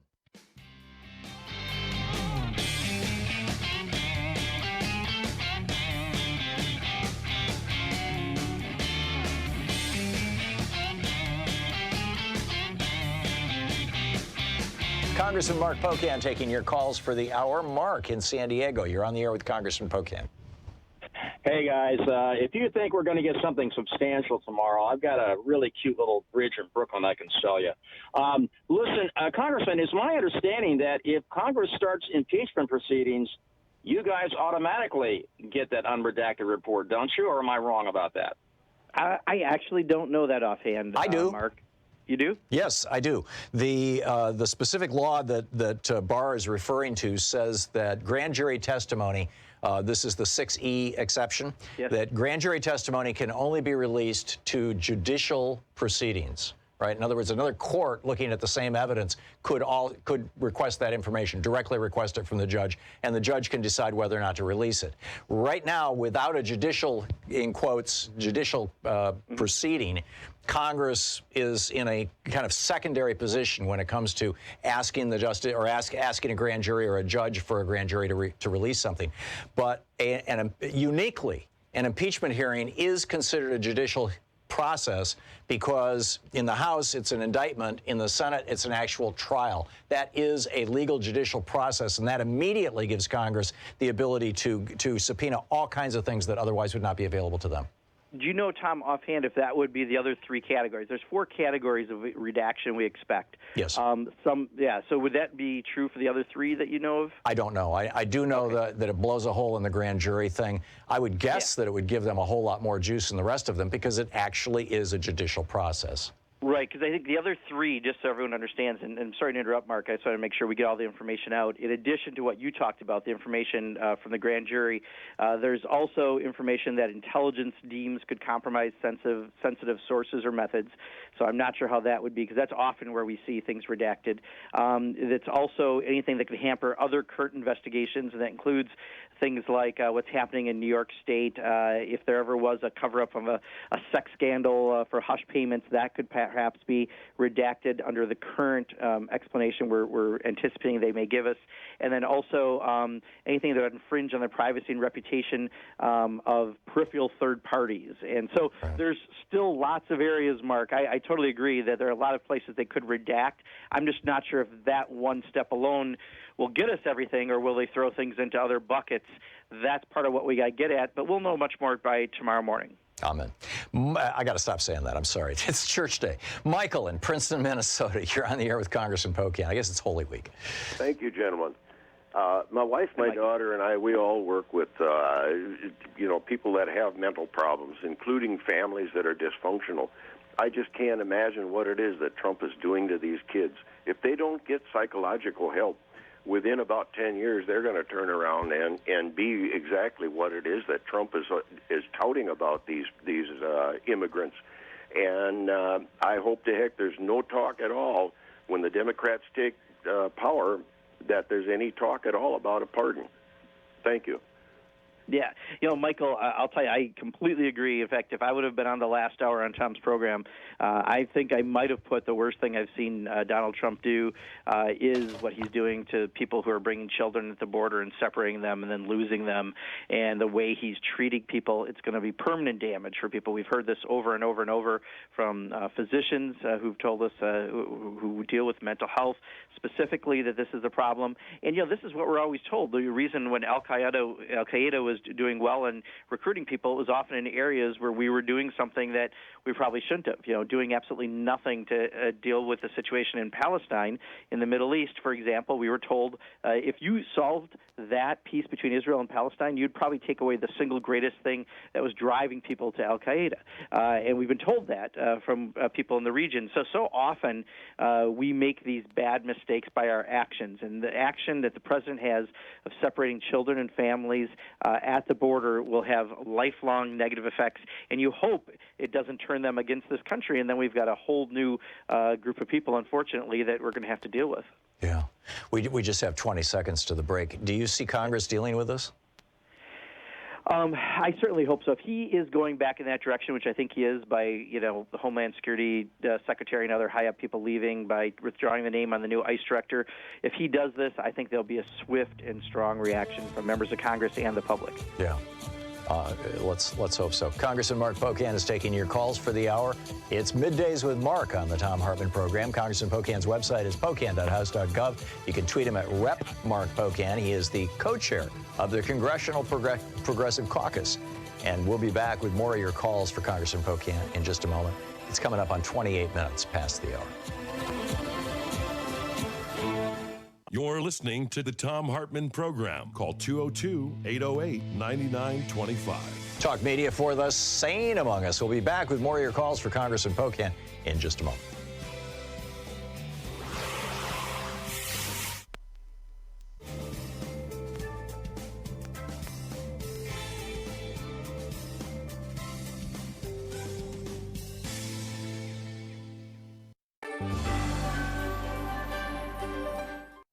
For our book club today, we're reading from a book edited by Cynthia McKinney. It's a compiled collection of essays titled How the U.S. Creates, shall we say, S-hole countries. I can't say that word on the air.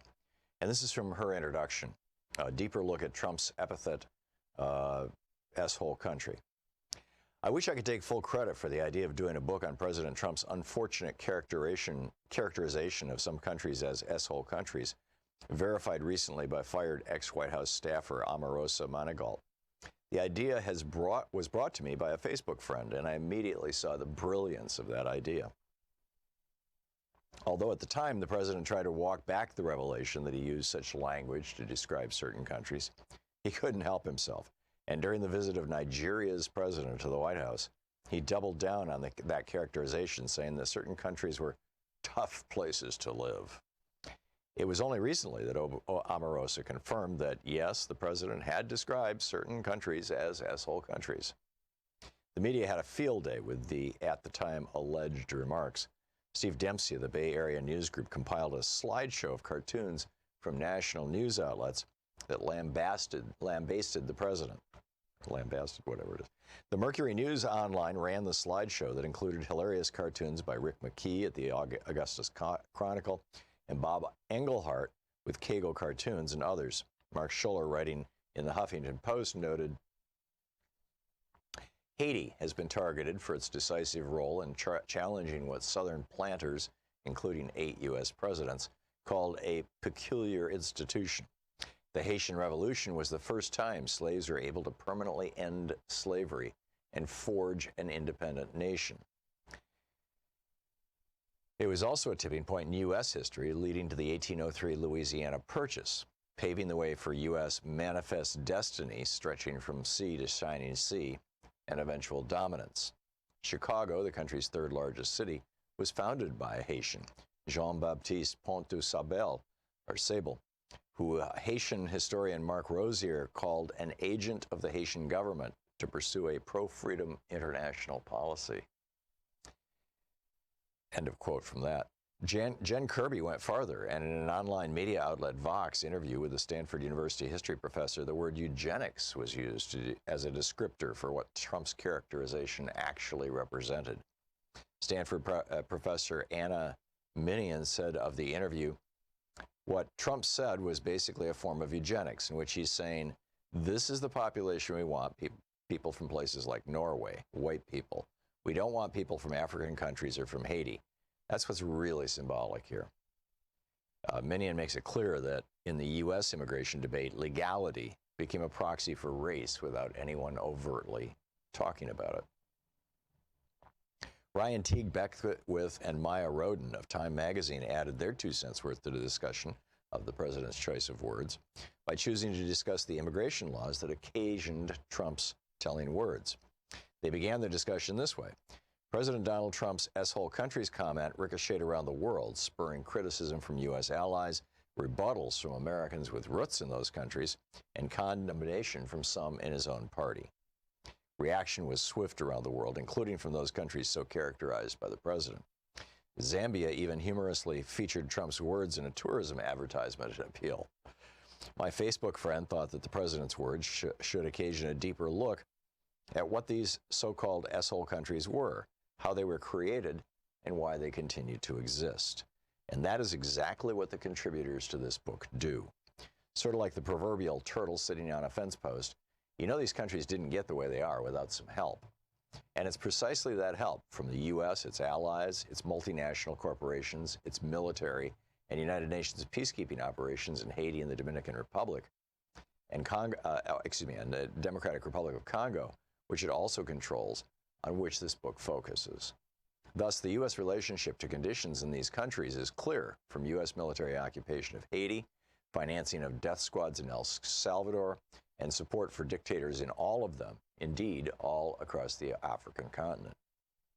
Therefore, for our purposes, an S-hole country is a country whose residents present quality of living conditions that can be tied to historical or current U.S. foreign and military policies that have negatively impacted the ability of that state to deliver quality of life policies to its residents. In this regard, for too many U.S. residents, the U.S. itself could be characterized as an S-hole country, resulting from its deliberate choice to fund the war machine and corporate policies that produce negative consequences for the countries and territories, in some cases colonies, that are profiled here. The United States, as itself a S-hole country, could be explored in much depth in future efforts. The characterization of certain countries as S-hole countries has captured the imagination of the global community, whether the localities and individuals concerned are for or against U.S. President Donald J. Trump. This book seizes this unique moment when attention of people inside and outside the U.S. is focused on the president's alleged words to explain the structure of international politics, the conditions inside certain countries, specific U.S. policies that created or maintain those conditions, and the consequence of those policies on U.S. residents themselves. How the U.S. Creates S-Hole Countries by Cynthia McKinney, or edited by. Want to connect with the show online? You can find the Thom Hartmann Program on Facebook, Twitter, and Instagram.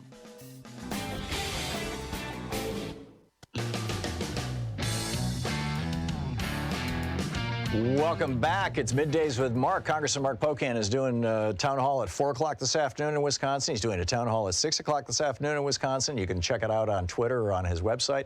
And he's doing a town hall right now nationwide here on the Thom Hartmann Program. Does it every week. It's called Middays with Mark.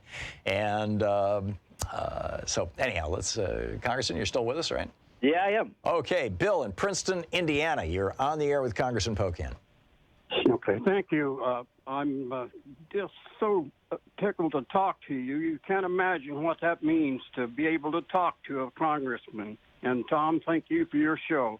I got a couple things here. What I'd like to know is there any chance that you can override Trump's veto? This is of the Stop the War in Yemen legislation. Yes. Yeah. Okay. Yes. Thank you, Bill. Yeah, Bill, first of all, thank you. I'm glad to have you here today. It's going to be tough. You know, we had just under, I think, just around 20 Republicans join every single Democrat on this. Even though it was bipartisan, it takes 2/3 to override the veto, and I think that's going to be a tough haul. My hope is that when we get back, not next week, but the following week, we'll try to talk to our Republican colleagues, see if they think there's some extra room. But it's hard to often pull someone to override the veto if they didn't vote with us in the first place. And in this case, I mean, this is the largest humanitarian crisis on the planet. 150 kids a day are dying of starvation. The fact that he would veto this on behalf of his friends in Saudi Arabia, I think, is just awful, and we're going to do everything we can to try to do that override, but I would be lying if I told you it's easy. Bill in Madison, Tennessee. You're on the air with Congressman Pocan. Hi, thank you. Excuse me, it's lunchtime here. I'm about the IRS, or rather Secretary Munson, not releasing Trump's tax returns. It seems to me that law is pretty clear and that the Secretary is breaking the law. He ought to be locked up, indicted, something. I'm really tired of, if you're wealthy and powerful, you can get away with anything. The rest of us, the full force of the law applies. Thank you.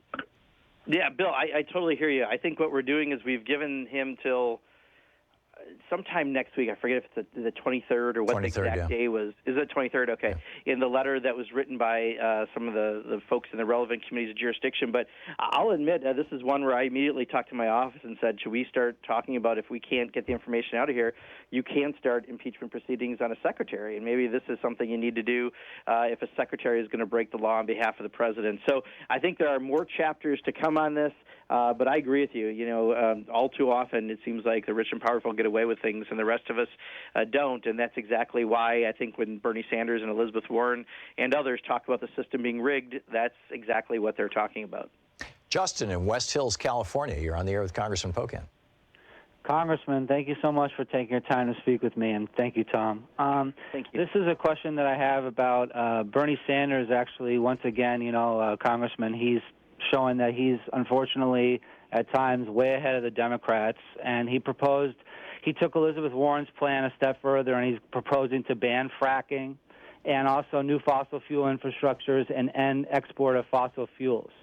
This is really huge, and the reason why I'm talking to you about this, Congressman, is because a bill that not a lot of people know about, and even Tom didn't know about it, was H.R. 1616. And the bill that I'm really upset about, and activists are very upset about, is how this bill basically promotes fracking in Europe. It doesn't basically, it does. And you can read I read the bill, and if people don't know about it, I want them to please look at Common Dreams and Pace Magazine, who both put out great articles about this problem in the bill, because this is a bill that literally is taking the future of the entire world to fracking, and we are not allowing that. So, Justin, what's your question? My congressman is really simple to Congressman Pocan. In a simple yes or no vote, Congressman, would you support banning fracking? I've actually introduced a bill to ban it on public lands previously, so I'd have to see any piece of legislation, but I have introduced bills to do just that on public lands. If I can really address your first point, Justin, I agree. Bernie Sanders, if it hadn't been for Bernie Sanders, we likely would not be talking about Medicare for All in the way we are today. And there's so many other issues where he has been at the forefront, and I owe him, and I think we all owe him, a debt of gratitude for being early out there on these issues. And I think in the case of Alexandria Ocasio-Cortez and her Green New Deal, that's really putting at the forefront climate change. I would argue far more than any bill that any senator has put forward on environment, and now it's making us have a major conversation and introduce more legislation. So to that point, I agree. Bernie Sanders has once again, I think, putting out legislation to make the rest talk about issues that we need to talk about. Terry in Mountain View, Hawaii, you're on the air with Congressman Pocan. Hey, Congressman Pocan, I love the work that you do. And Tom, great show. Thank you. I watch you religiously every day and all that. And hey, Congressman Pocan, I just hope that the Democratic Party do not give up in their quest to straighten out America. And stuff like that. You keep up the good work, and we can't give up hope, because without hope there is no future. There, Congressman Mark Pocan. Yeah, no, Terry, thank you for that. And I have had the opportunity to go out there when Mark was representing the district before he passed away. The Honolulu district in Hawaii. And I'll tell you, there's many things I appreciate about your state. You're at the forefront of a lot of renewable energies. You have some of the highest unionization rates in the country, and we appreciate that. And I think we can look to Hawaii for a lot in the mainland here. So thank you for your comments. Russ in Romulus, Michigan, you're on the air with Congressman Pocan. Did you say Ross? I did. You're on the air. I'm a little nervous here. First thing I want to talk about is everybody's saying that Barr should be worried about his reputation, but I watched his confirmation, and he was not worried at all about his reputation. He's been through all his career, and now he's just wanting to do the right thing. But he ain't worried, and that was a red flag when he said that. That's just one comment. And then the tax withholding, it seems like there's a mandate on that if you don't withhold enough, you're going to get fined. They waived it this year, but next year you're going to get fined if you don't withhold enough. And we didn't have enough withholded, and a little flag came up and said, next year you would have been, if it was the same, you'd have been fined over $300. And why isn't Congress throwing that back in Trump's face that they've put that basically a mandate on taxes? Right. That's all I want to say, and I'll take the call or watch on television for your comment about it. Thank you, Russ. Well, thank you, Russ. And so, first of all, that provision's not new. I think that's been in the tax code. But the point I think you're making, which is very, very well taken, is that under a new tax law, a lot of promises were made to people, and now I think they found out when they filed their taxes last Monday, they were lied to by the Republicans and by the president. One, they were told the average American family would get a $4,000 pay increase. And that didn't happen anywhere. Then they went to get their refunds and realized that many people had to pay in because they lost some of the deductions that working people have in order to make sure that we could lower the corporate rate and lower the taxes on the wealthiest, so that 83% of the money in 8 years goes to the top 1%. And finally, I think they completely failed to ever talk about adding $1.9 trillion, that's $1 trillion, to the deficit in order to give all that money to the wealthiest. So every time they tell us there's not money for Social Security or for health care or infrastructure or anything else, they're lying, because they had enough money to give that money to the wealthiest through tax expenditures. And, for someone to be penalized when we're still trying to understand this tax scam they passed on us, I do agree with you, Ross. We should make sure that people aren't penalized at least for another year or two while we figure out exactly what they all did. Mark in San Francisco, listening on Real Talk 910 AM. Mark, you're on the air with Congressman Pocan. Congressman and Tom, I'm really upset about this tax scam. And the other part of it is they want to cut Social Security, Medicare to pay for some of this scam that they pulled on the American people. And I think the Republican Party should pay a high price for ripping off the American people like they did. The Democrats need to really hammer home what they've done to the middle class and poor over this tax scam. Yeah, Mark, I completely agree. In fact, another thing, since if I can, because I think this is the week people just paid taxes, many of them, and they're realizing what happened. And, they're lied to on the $4,000 pay increase, lied to on all this other stuff. If you're a working electrician in anywhere in the country, but I had a conversation with someone in Rochester, Minnesota. He is a union electrician. He lost his ability to deduct his travel, his paying for tools, for his union dues, all things that were deductible as business expenses. He ran his taxes for last year with his accountant under the same program that they were for last year's taxes, and he paid $3,000 more based on that. That's the stories we're hearing all over, where average people either saw so very little or wound up paying more so that the wealthiest could actually get the majority of this money, and now we've doubled the number of corporations that have paid no taxes in this country. When you start doing that, it's going to fall somewhere. And either that means you and I pay more in taxes, or they're going to go to austerity and say you've got to cut all these programs, and no matter what, they win and we lose. Yeah, and it looks like they're doing both. Exactly. It's amazing. Congressman Mark Pocan taking your calls for the hour on Middays with Mark here on the Thom Hartmann Program. His website, pocan.house.gov. You can tweet him at Rep, as in Representative, R-E-P, Rep Mark Pocan. We'll be right back.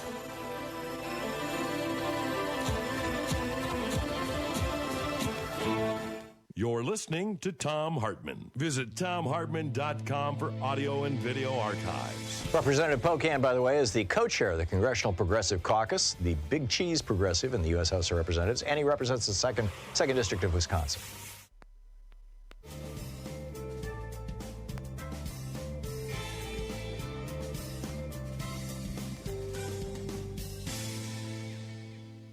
And welcome back. Mary in Scottsdale, Arizona, watching us on Free Speech TV. You're on the air with Congressman Pocan.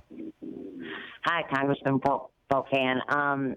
Since you're progressive, I'm wondering what you feel about the New York Times article, What to Do About Bernie, which is attended by Pelosi, Schumer, McAuliffe, and now they're pushing Pete on us. And the majority of the country wants Bernie, and I'm just wondering how you feel about that, and how do we fight back, and how can you, as a progressive, help us fight back so they don't steal the election from Bernie again?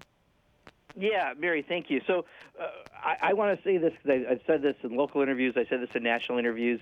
Right now, I'm not endorsing anyone yet. I'm trying to make sure they all look at progressive issues. But I think whenever we go and unfairly criticize another candidate, you can have real criticism over issues.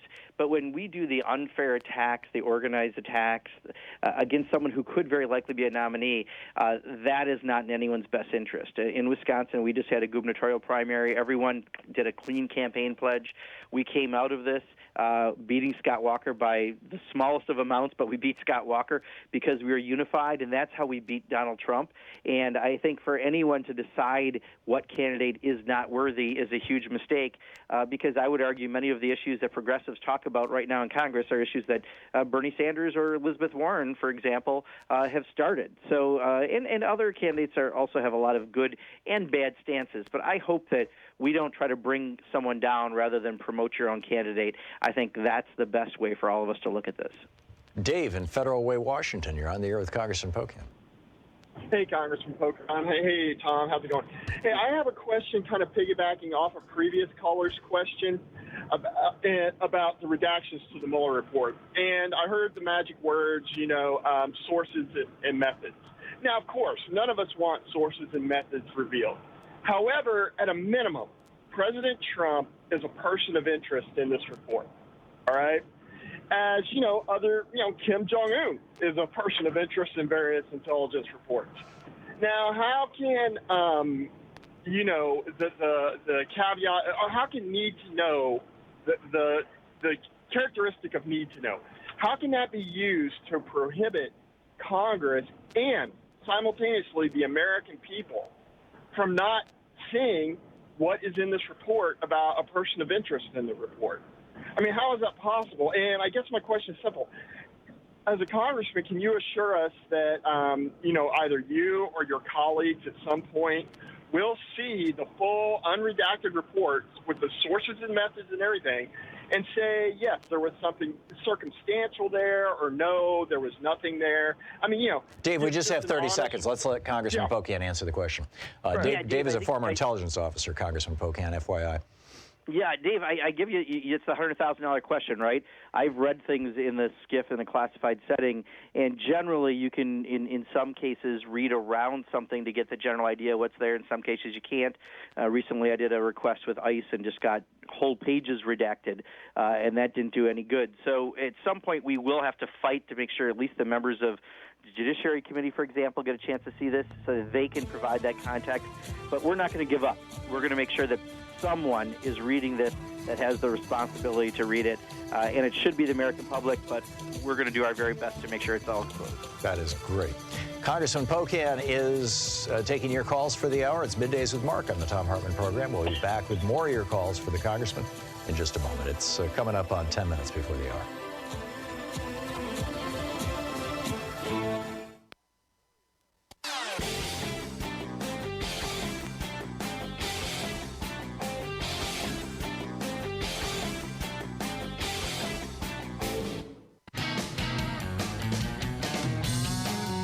Welcome back. It's Middays with Mark on the Thom Hartmann Program. Tanner in Madison, Wisconsin. You're on the air with Congressman Pocan. Hey, listen, I'm just wondering from a civil libertarian perspective whether all of this stuff, even though the Attorney General and Rod Rosenstein have said there's no crime here, there's nothing to see, there's no obstruction, and going after taxes and subpoenaing Deutsche Bank and saying if you've got nothing to hide, you've got nothing to worry about. That sounds very Stalinist and totalitarian to me. Can we just beat the guy at the polls? And, the thing like the taxes, I wonder if you start passing laws and demanding that you can't run for office unless you do all of these sort of bureaucratic things, what you're doing is creating a system where only sort of establishment types and approved candidates can get through. Same thing with superdelegates, same kind of concept. So where are the people on the left who worry sort of that this NSA culture and this, we'll accuse you until you can prove that you're wrong and there must be something super secret in your taxes? It's just Got it, Tanner. Got it. Congressman? Yeah, Tanner, so I hear what you're saying. I do think that there is a difference, especially in the Mueller investigation, in making sure the public sees this. This is not where anyone has said there has been no obstruction. In fact, just the opposite. The appointed Attorney General by this president, who replaced the last one that was fired by this president over the Mueller report, has said he cannot verify if it does or does not exonerate the president on obstruction. If that's the best you can get out of your hired gun, that tells me there's probably lots that the public should see around that. So that's just the law and the Constitution. In fact, I would argue, I've had people say we shouldn't try to impeach the president because then you'd get Mike Pence and it's easier to beat Donald Trump. I think you have to take the political equation out of this. If the Constitution is violated, it is our obligation to do that, regardless of if someone is even worse could become president. But that's ultimately our constitutional job. So that's my position on this, Tanner. And I think on taxes, just every president in modern history has shown them to make sure we know they're operating on behalf of the American people, not themselves. This is the first president not doing that, and having a hotel and other things in Washington leads us to lots of questions around problems with the emoluments clause. So I think it's fair game, and I don't have any problem as a card-carrying member of the ACLU. Tanya in South Hadley, Mass., listening on 1400 AM. You're on the air with Congressman Pocan. Hi, thank you. This is about child support. I'm wondering when in this country we're going to stop financially abusing mostly women and make child support a criminal issue instead of civil, or at the very least, like in New York City or New York, where the welfare department pays the child support and then whoever in government goes after the deadbeats. In my case, in Massachusetts, he's $10,000 in the hole, and it's up to me to get child care, to go to court, to file for contempt. It's up to me to pay for him to have arrested. It's up to me for everything. And this thing seems like financial abuse to me. What can you do, or what can the legislators do to change the law to protect mostly the women and anybody else who's owed child support? Yeah, Tanya, I hear you. I assume there's something we could try to do potentially at the national level. This is generally, as you just pointed out, handled at the local level.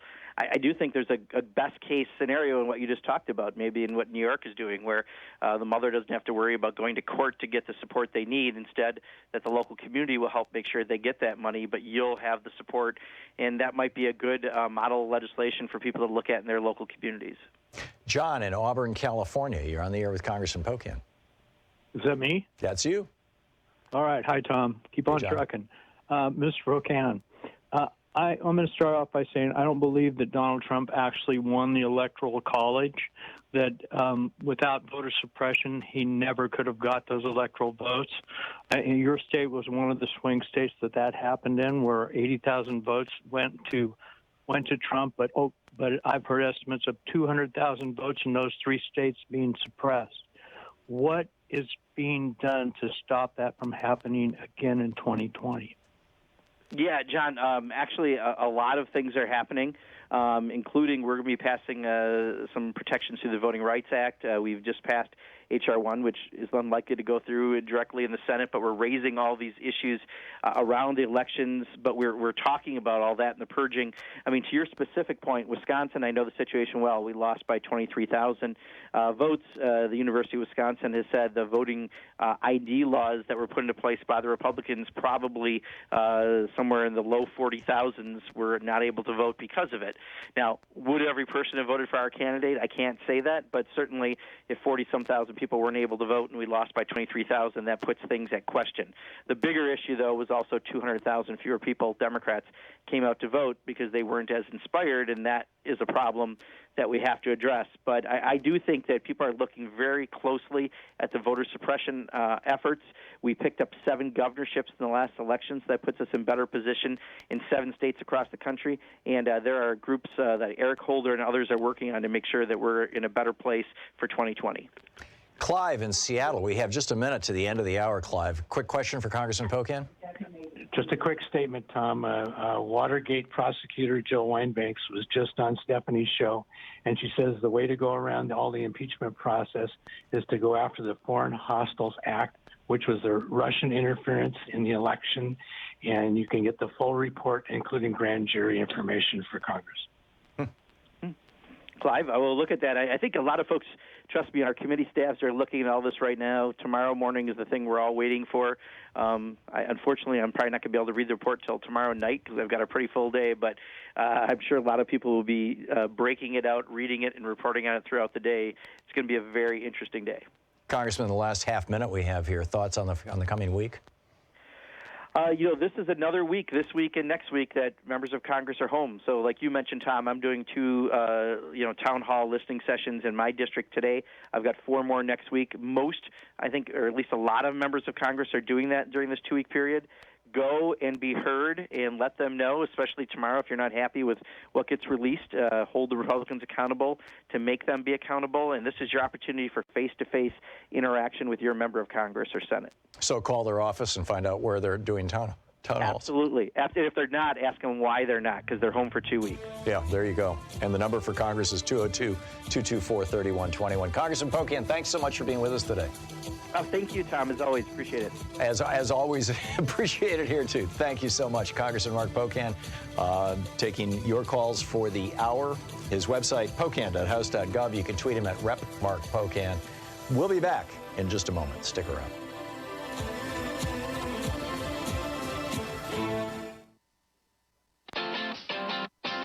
You're listening to Thom Hartmann.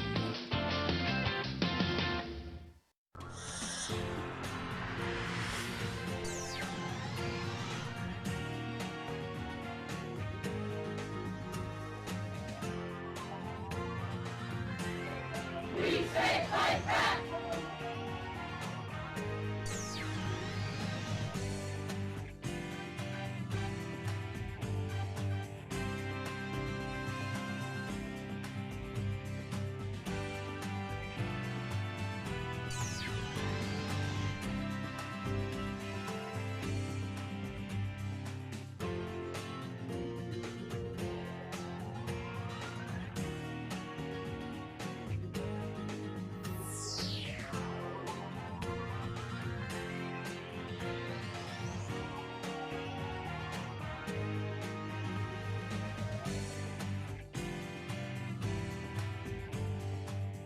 You know, every day here on the Thom Hartmann Program, Louise and I and our team, Sean, Nate, Shira, Dave, Chase, Sue, Nigel, Ron, we all work to put together the very, very best show we possibly can. And there's an enormous amount of work that goes into the show.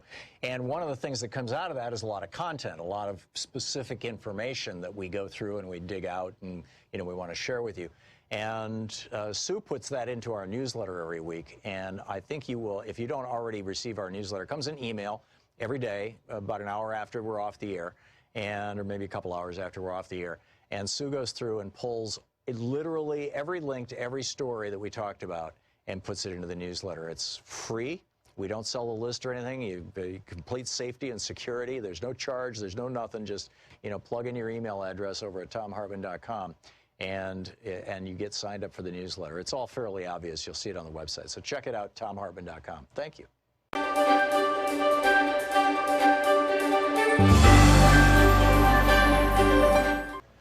Our book today is The End of the Myth, From the Frontier to the Border Wall in the Mind of America by Greg Grandin.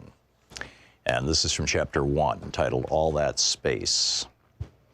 The British colonies in North America were conceived in expansion. America was an aspiration, an errand, and an obligation born out of violent Christian schism and Europe's interminable religious and imperial conflicts.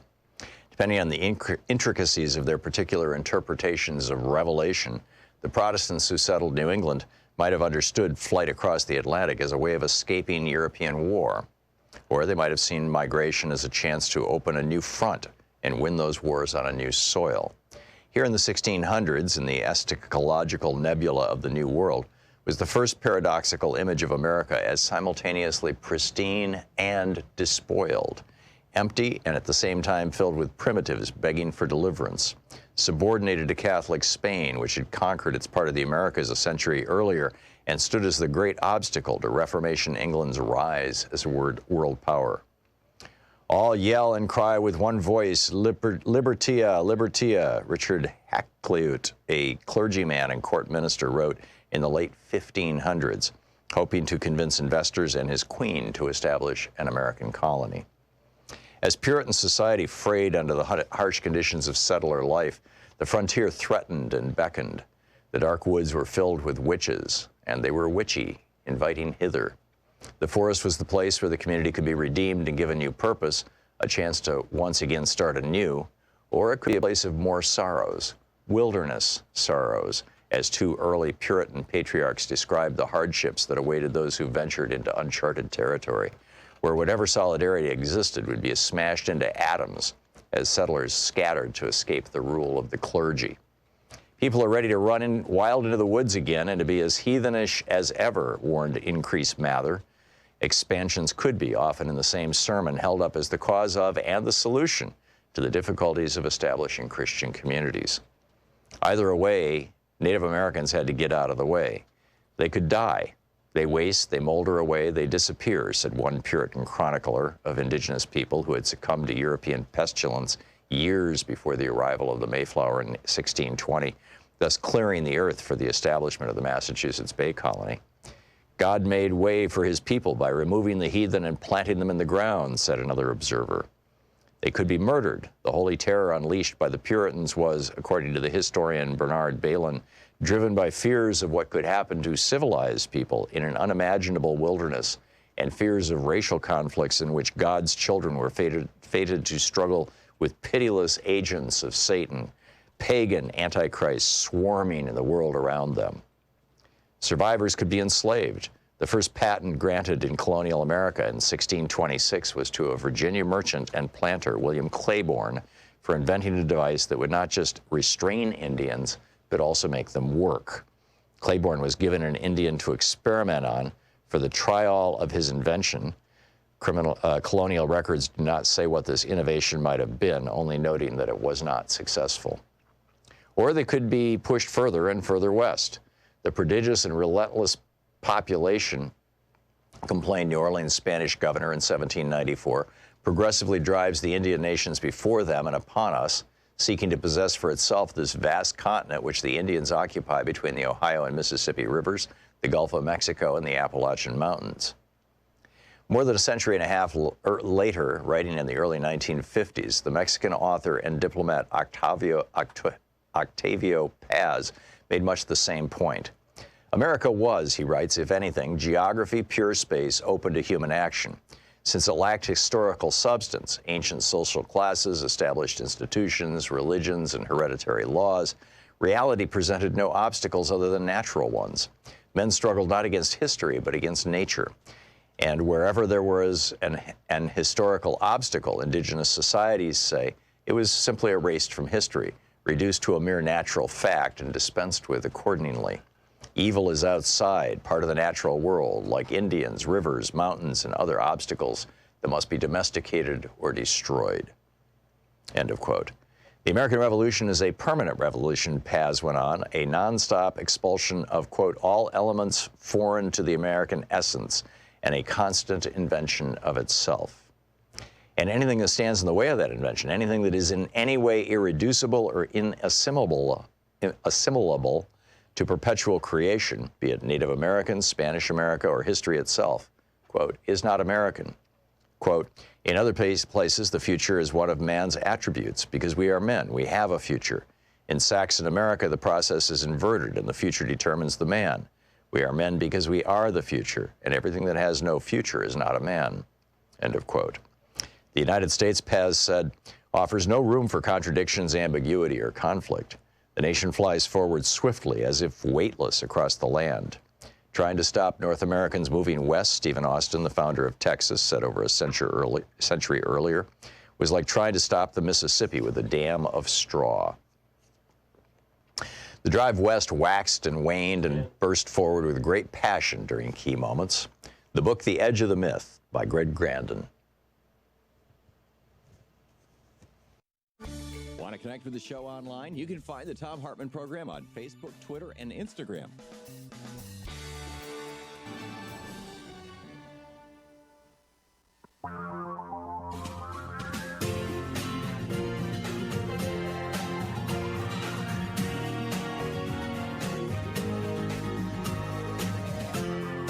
This is the Thom Hartmann Program. And welcome back to the third hour of our program. The greed of United Healthcare is killing Americans. This is pretty amazing. The CEO of United Health Group, David Wickman, during a call with investors recently, said that Medicare for All would, quote, destabilize the nation's health system. You know, that's kind of the point of it, right? I mean, the nation's health system is corrupt. It's expensive. It's destructive. We had 600,000 people last year have to declare bankruptcy because they couldn't afford getting sick. This literally does not happen in any of the other developed countries in the world. Of the Organization of Economic Cooperation and Development, the OECD countries, there's 34 of these OECD countries. They are the most developed countries in the world. Goes from You know, at the very top, countries like us and, you know, Germany, France, the United Kingdom. At the very bottom, Costa Rica. In that entire spectrum of countries, there's only one out of those 34 where anybody goes broke because they got sick, and that's the United States. It's right here. Only one. That's it. And you know, the barons of health insurance, these health insurance companies, specifically United Healthcare, the CEO of United Healthcare, who, by the way, was paid $83 million in 2017, is you know, going after single payer. You know, this single payer program will result in millions, in trillions, actually, in savings, literally trillions, thousands of billions of dollars in savings that are being sucked up right now by these so-called health insurance companies. They're just banks. All they do is pay checks. United Healthcare doesn't immunize a single child. They don't perform a single surgery. They've never taken anybody's temperature. Well, maybe they've got a nurse in the office, you know, next to the executive dining room where the private chefs come in and prepare the lunches for the CEOs who make $80 million a year. I mean, you know, but as Alexandria Ocasio-Cortez said in response to the CEO of United Healthcare saying, "Oh, this is going to destabilize the system."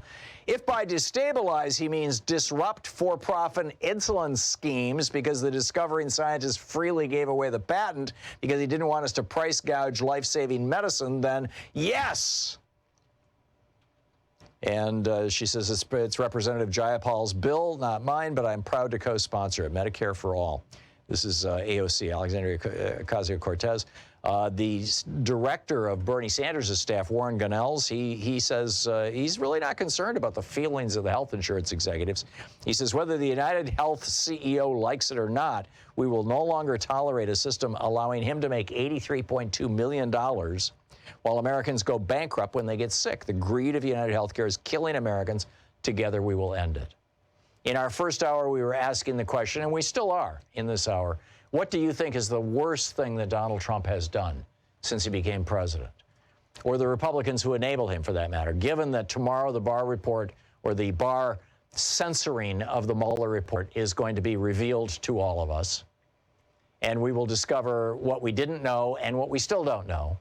Because Bill Barr, you know, back in the day, back in the 1980s, William Safire, probably one of the most famous op-ed writers of my generation, of, you know, of the 70s, the 80s, the 90s, William Safire referred to him in the New York Times repeatedly. I mean, if you're a subscriber to the New York Times, you can go back and read these articles in the early 90s, repeatedly referred to him as cover-up General Barr.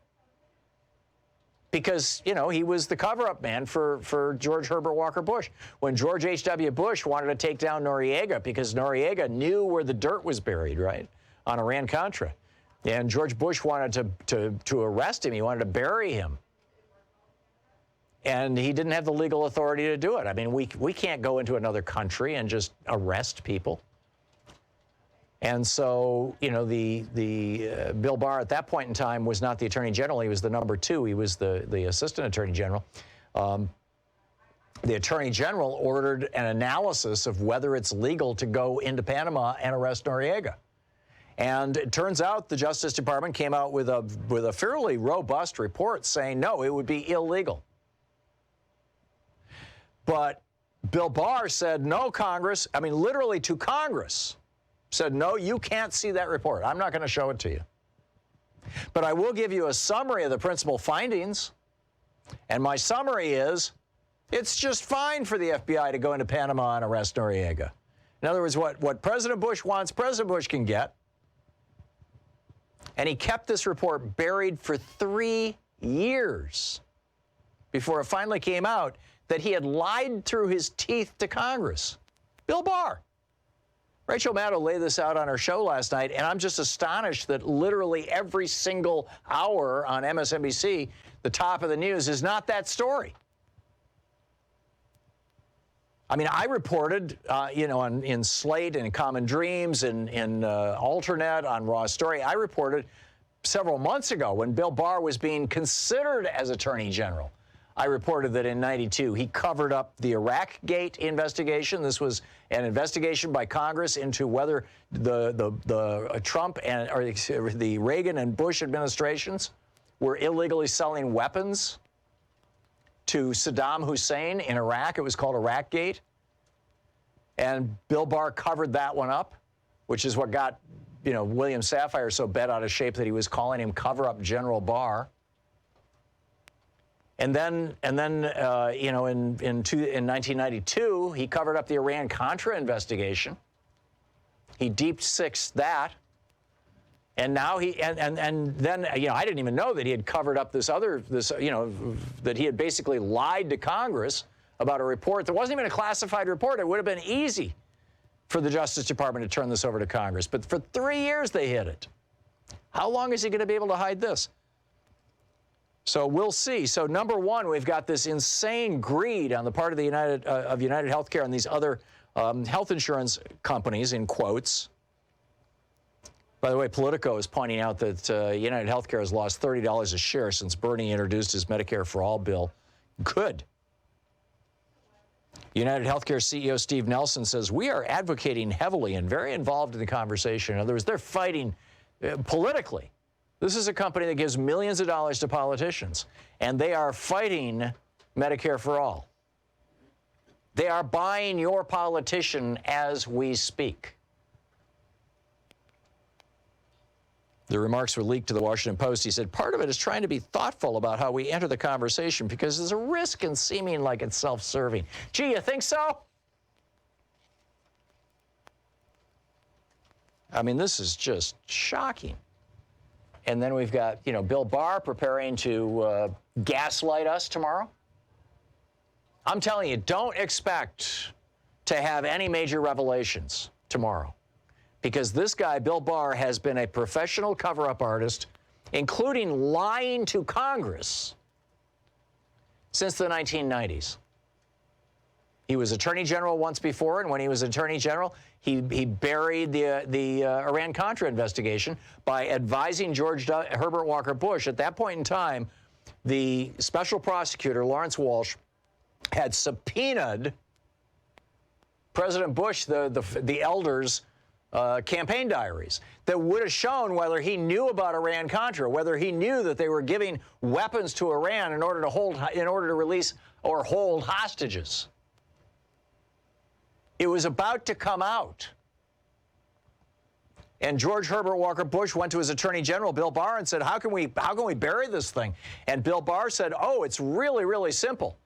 All you have to do is pardon Caspar Weinberger, Ollie North, Elliot Abrams, and a couple of other people. Just pardon all 5 or 6 of them, and it'll all go away because Walsh won't have, these people are pardoned. Walsh won't have people who can testify. He won't have any more witnesses. He's got nothing. There had already been 2 convictions, and there were a bunch of indictments. It all got blown away by Bill Barr. And tomorrow he's going to tell us some of the truth? Seriously? This is the Thom Hartmann Program. Bob Ney is going to drop by in about 4 minutes and fill us in on the news of the day. But in the meantime, and after the break at the bottom of the hour, what do you think was the worst thing Trump did?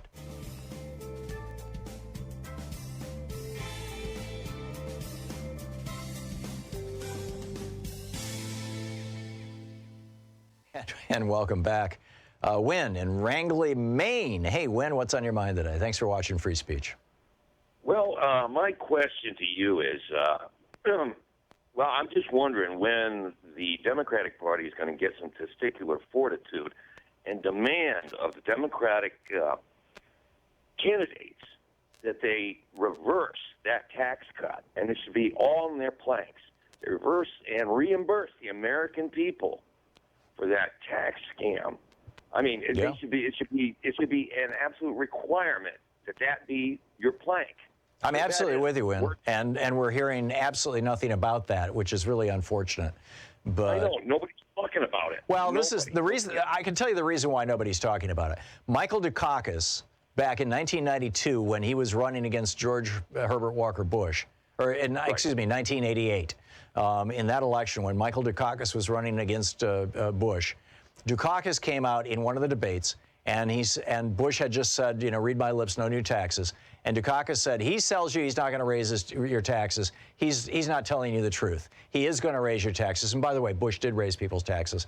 And Dukakis said, but I'll tell you the truth. I am going to raise your taxes. And there are a lot of people, particularly, advisors to Democrats, who define that, not the moment when Dukakis, kind of stumbled on whether he would want to see the murderer and rapist of his wife, Kitty, go to the gas chamber. That wasn't the major stumble. The major stumble was when he said, I'm going to raise your taxes. And they may well be right. So running on a platform of we're going to reverse a tax cut is something that is not particularly popular for either party.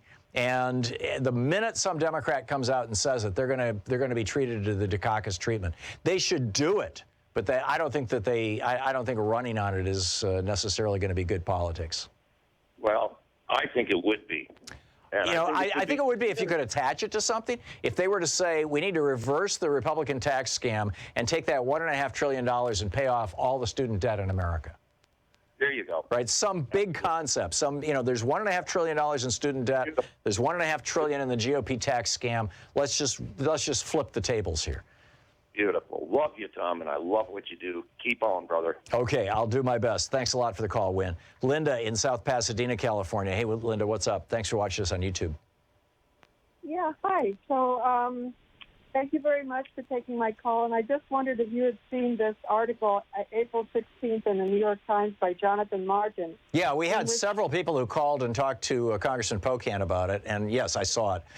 In fact, I talked about it yesterday. David Brock leading the charge to, quote, stop Bernie, end quote. Yeah. Yes, what worries me is that these are people with a lot of money and that they are totally wrong in their perception of what is going to lose the Democrats the election. I mean, it's not going to be a person like Bernie. I think that if you look at the statistics for all of the things that are in play here at this election in terms of the Democratic side, Medicare for all and college debt and so on and so forth, that at least 60 to 70% of the people of both parties are behind these concepts. That's absolutely right. I don't think that that is the reason that they are afraid that they're going to lose the election. I think they're afraid that they're going to lose their donors.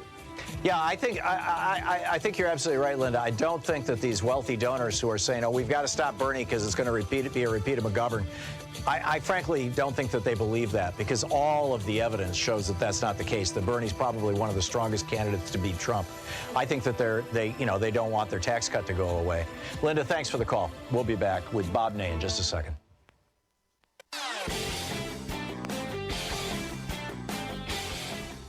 We put together the coolest little newsletter every single day, or every single weekday, every day that we do our show. And Sue Nethercutt is the editor of it, and she does such a brilliant job with this thing. It's absolutely free, by the way. It's, all you have to do is go over to ThomHartmann.com and just sign up for it. Sign up for the free newsletter. And we don't sell the list or share it or any of that kind of stuff. So, it's just coming to you, and that's it. And every day, as we're doing the show, Sue is listening to the show, and she is finding the websites for all the articles and all the stories and all the topics, broadly speaking, that I'm talking about on radio and on TV. And then she puts the links in there. We call Sue's Daily Stack, and it's literally a link to every article that I've referenced and every broad topic that I've talked about. I think you'll find it really a valuable asset, particularly to help you win the water cooler wars. So be sure to check it out. It's over at ThomHartmann.com. It's free. It's our newsletter. Thanks a lot. Want to connect with the show online? You can find the Thom Hartmann Program on Facebook, Twitter, and Instagram.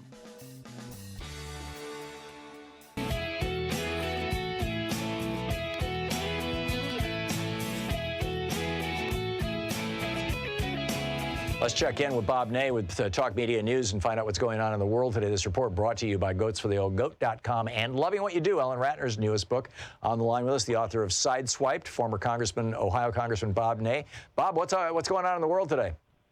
Well, hello, Tom. Well, there's a lot going on in the world. Of course, what we've been looking at the top of our list today is the fact that, as we know, the president has vetoed the resolution which the Congress passed under the, obviously the premise of the 1973 War Powers Act, which they have every ability to do, which would say that we will get ourselves out of backing Saudi Arabia with advice, money, etc., on their massive bombing campaign and proxy war with Iran. The president in Yemen. In Yemen with Saudi Arabia versus Iran, and the president has vetoed that. That's going to make, I think, a lot of Republicans quite nervous as time goes on. Now they will say, well, we put our mark on it, we sent it to him, but I think there's probably going to be at least friends on the Hill tell me, a bubbling up of more people trying to put pressure at him to at least internally cut back on some of this aid to the Saudis. The president really didn't have a good rationale. First, he said that his power is being usurped, which it is not. It's clearly the War Powers Act, 1973. And then also the president says it's to protect American lives, which obviously it's not, over in Yemen. The eyes go towards the real potential reason for this, which we all know is out there, which is the son-in-law, Jared Kushner, still involved in the Trump businesses, Mohammed bin Salman, MBS, the ruler of Saudi Arabia, and also you can't take the royal family and not take them out of business. That's the way the kingdom operates. Right. Yeah, it's a family business. Family business, so I think there's people that are very worried down the road. The House Democratic Caucus is also going to look at the use of power within the White House in regards to the Trump business ventures. So I think you can probably stay tuned that there's something brought up when it comes to Saudi Arabia and Trump. Okay. Tom, there's an interesting article today. It's called "The Red States Medicaid Gamble," and this may actually it's a hideous thing that's actually going on. But there's Center for Medicare and Medicaid Services run by Seema Verma, and most people really don't even know what that is. But basically, has made decisions on health, and the Trump administration is looking for ways. They want ways of Medicaid, and these are taking. Bob, your phone is breaking up badly. I don't know if you're using a VoIP phone or what, but I've missed the last 30 seconds or so. You want to try it again? Oh, I'm sorry. Can you hear me now? Yes. Oh, I'm so sorry. There's a red state gamble that they're taking, and care services under Seema Verma are looking for ways to restrict Medicaid growth. And this is a gamble by some of the red states, Tom, that may really turn out horribly for people. In the long run, they will be trying to roll back, the Trump administration is trying to roll back the Medicaid and Children's Health Insurance programs for 72 million some Americans.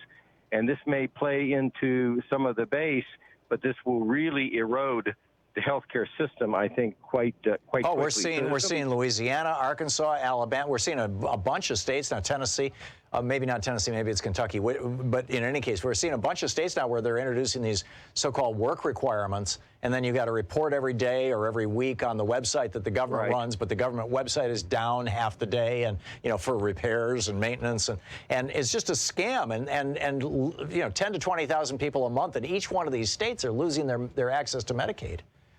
Well, that's right. And the administrator, Seema Verma, who runs the Centers for Medicare and Medicaid Services, Tom, this is sort of like a cat and mouse game.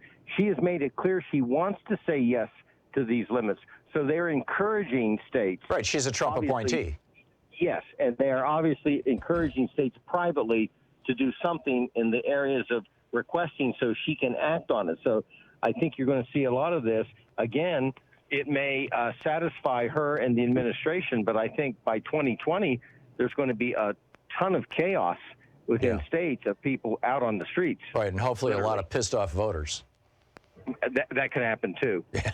And then there's also the request by Jay Inslee, Washington State, who was the governor. He wants a climate change only debate. The Democratic National Committee has really not warmed up to that there would be a sole debate on climate change.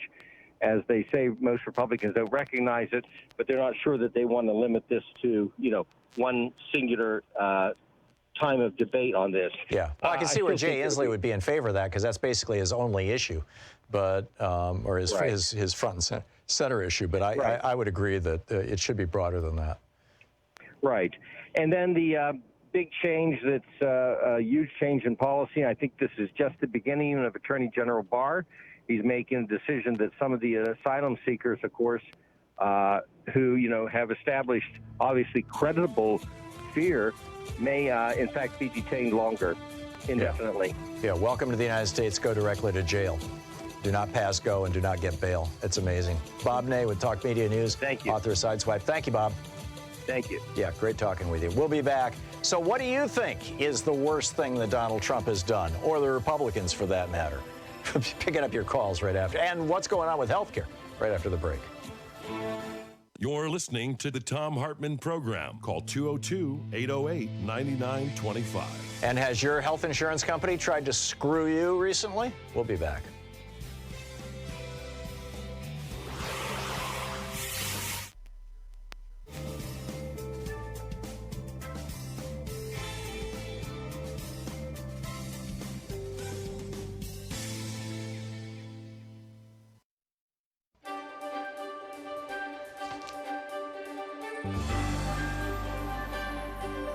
Today we're reading from the Polar Bear Expedition, the heroes of America's forgotten invasion of Russia, 1918-1919.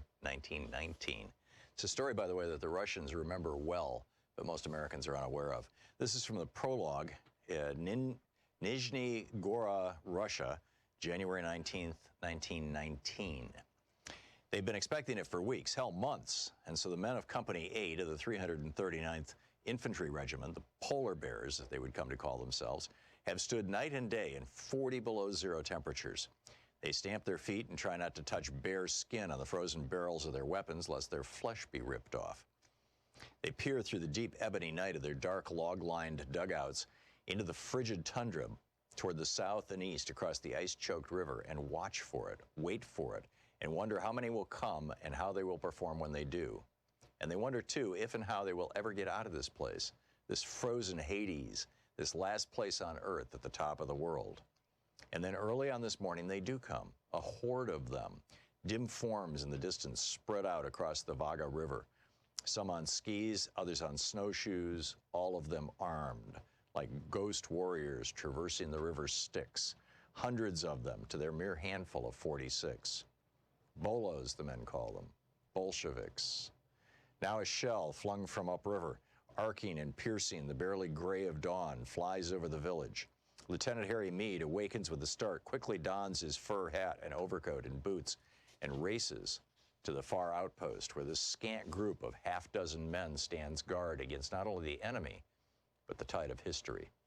The sergeant hands him his field glasses, and he squints through the misty, blowing snow. The only sounds, the sharp snapping of frozen tree branches and the dull booming of the river ice cracking.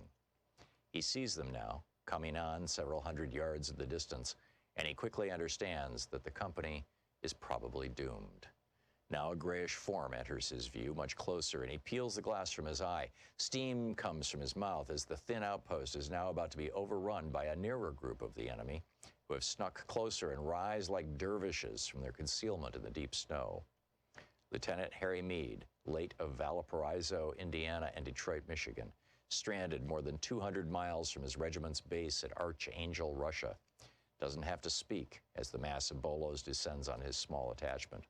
His men are already furiously firing their machine guns and rifles at this grisly apparition, all while more artillery shells spew over them and land amid them.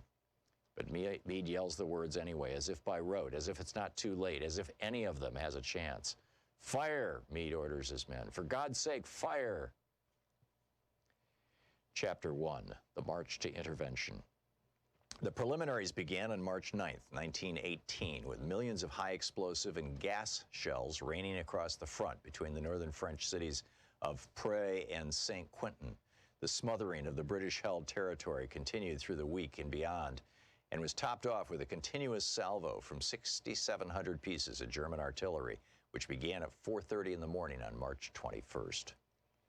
5 hours later, heavy mortars began raining death and destruction on the British Fifth Army, and 5 minutes later, the advance of 3 German armies, 69 divisions in all, poured from their trenches and headed east, with the aim of splitting the junction of British and French forces on the southern end of the Somme front and sending the Brits in a panic for the protection of the Channel ports.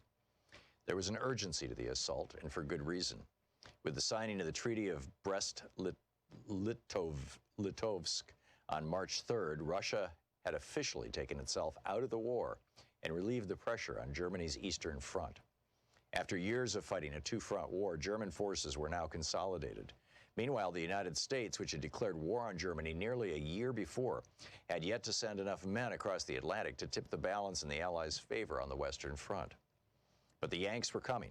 During that spring of 1918, therefore, Germany had a small and unique window in which to act, while the numbers favored them, and so the hand-picked assault troops went forward in great and deadly haste. Above the attackers, 326 fighter aircraft soared into the morning with their opposition just 261 British planes. Following barrages, small teams of stormtroopers appeared out of the deep fog and, ignoring the British strongpoints, cut swaths through the trenches with light machine guns, automatic weapons, and flamethrowers. By the end of the first day of what would be a months-long offensive, the Germans had pushed more than 4 miles through the British and were still advancing. In their wake, they left the bodies of an untold number of defenders, thousands of wounded, and 21,000 prisoners. By March 23rd, 3 huge guns made by the arms manufacturer Krupp had been hauled forward and began sending shells into Paris, 72 miles away. 200 Parisians would be killed on that day alone. Those unlucky Parisians would be but grains of sand in an ocean of war that had enveloped France since August of 1914, when a gray tide of Germans had pushed across the border with Belgium and by early September had very nearly taken Paris.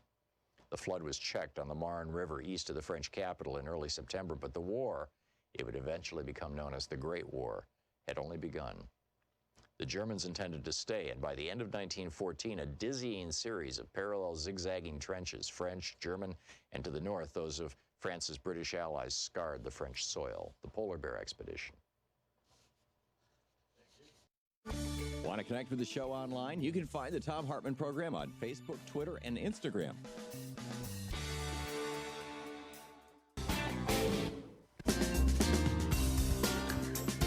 Welcome back. Thom Hartmann here with you. And Tammy in Anna, Texas. Hey, Tammy, what's on your mind today?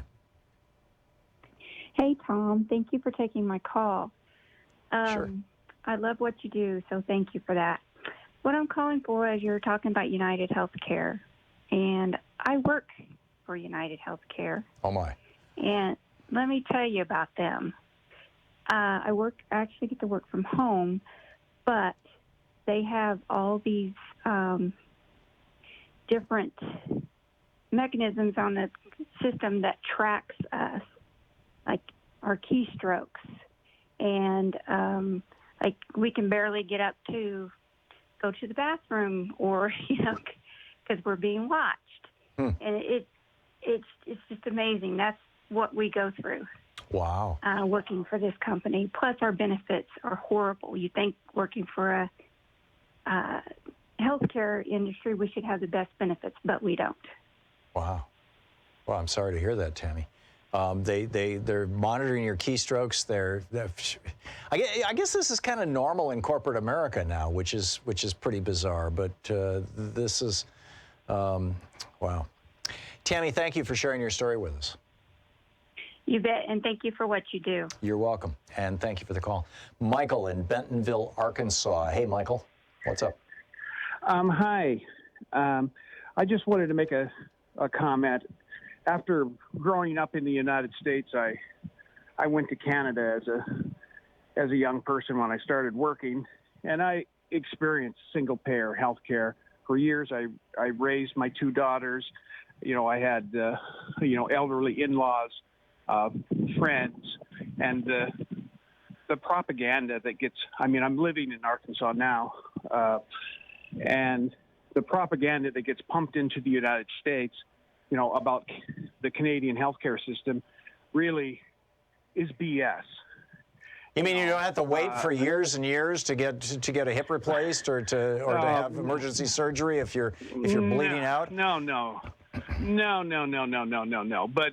United Healthcare and their lobbyists or whatever want to keep on pumping that kind of information out.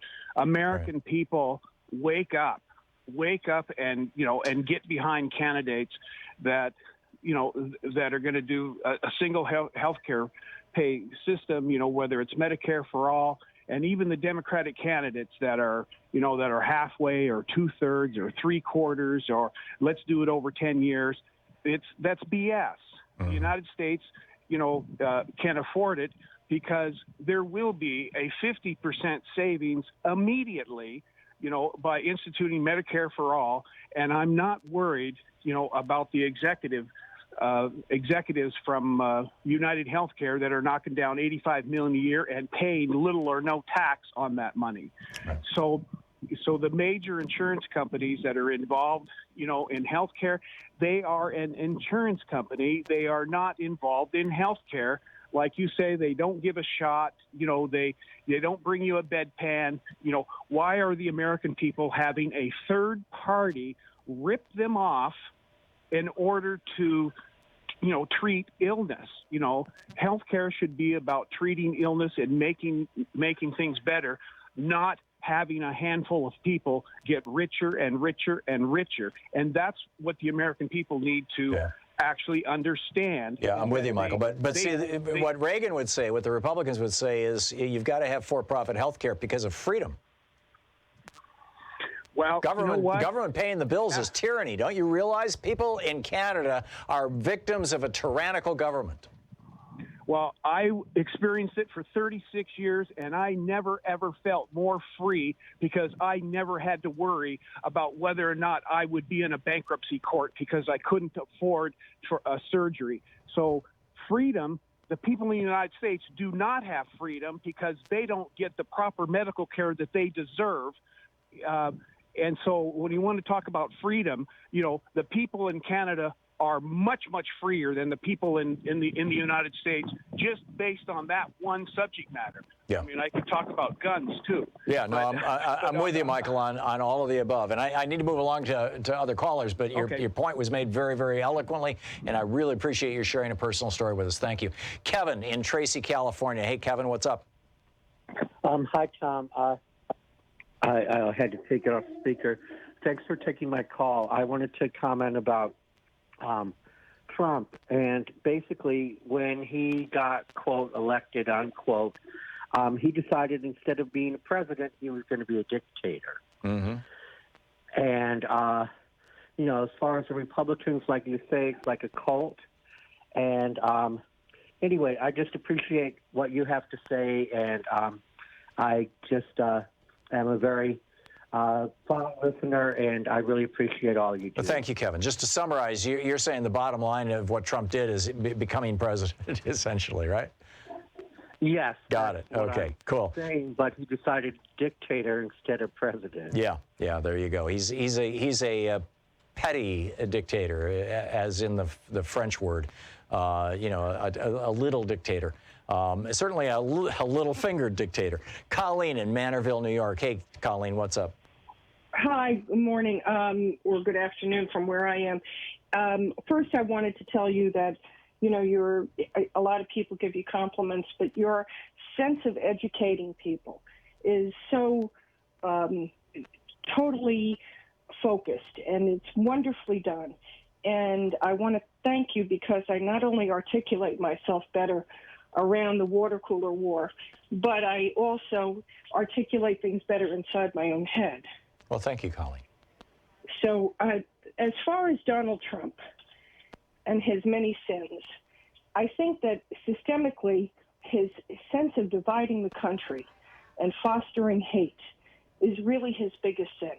Yes. Because everything else branches from that.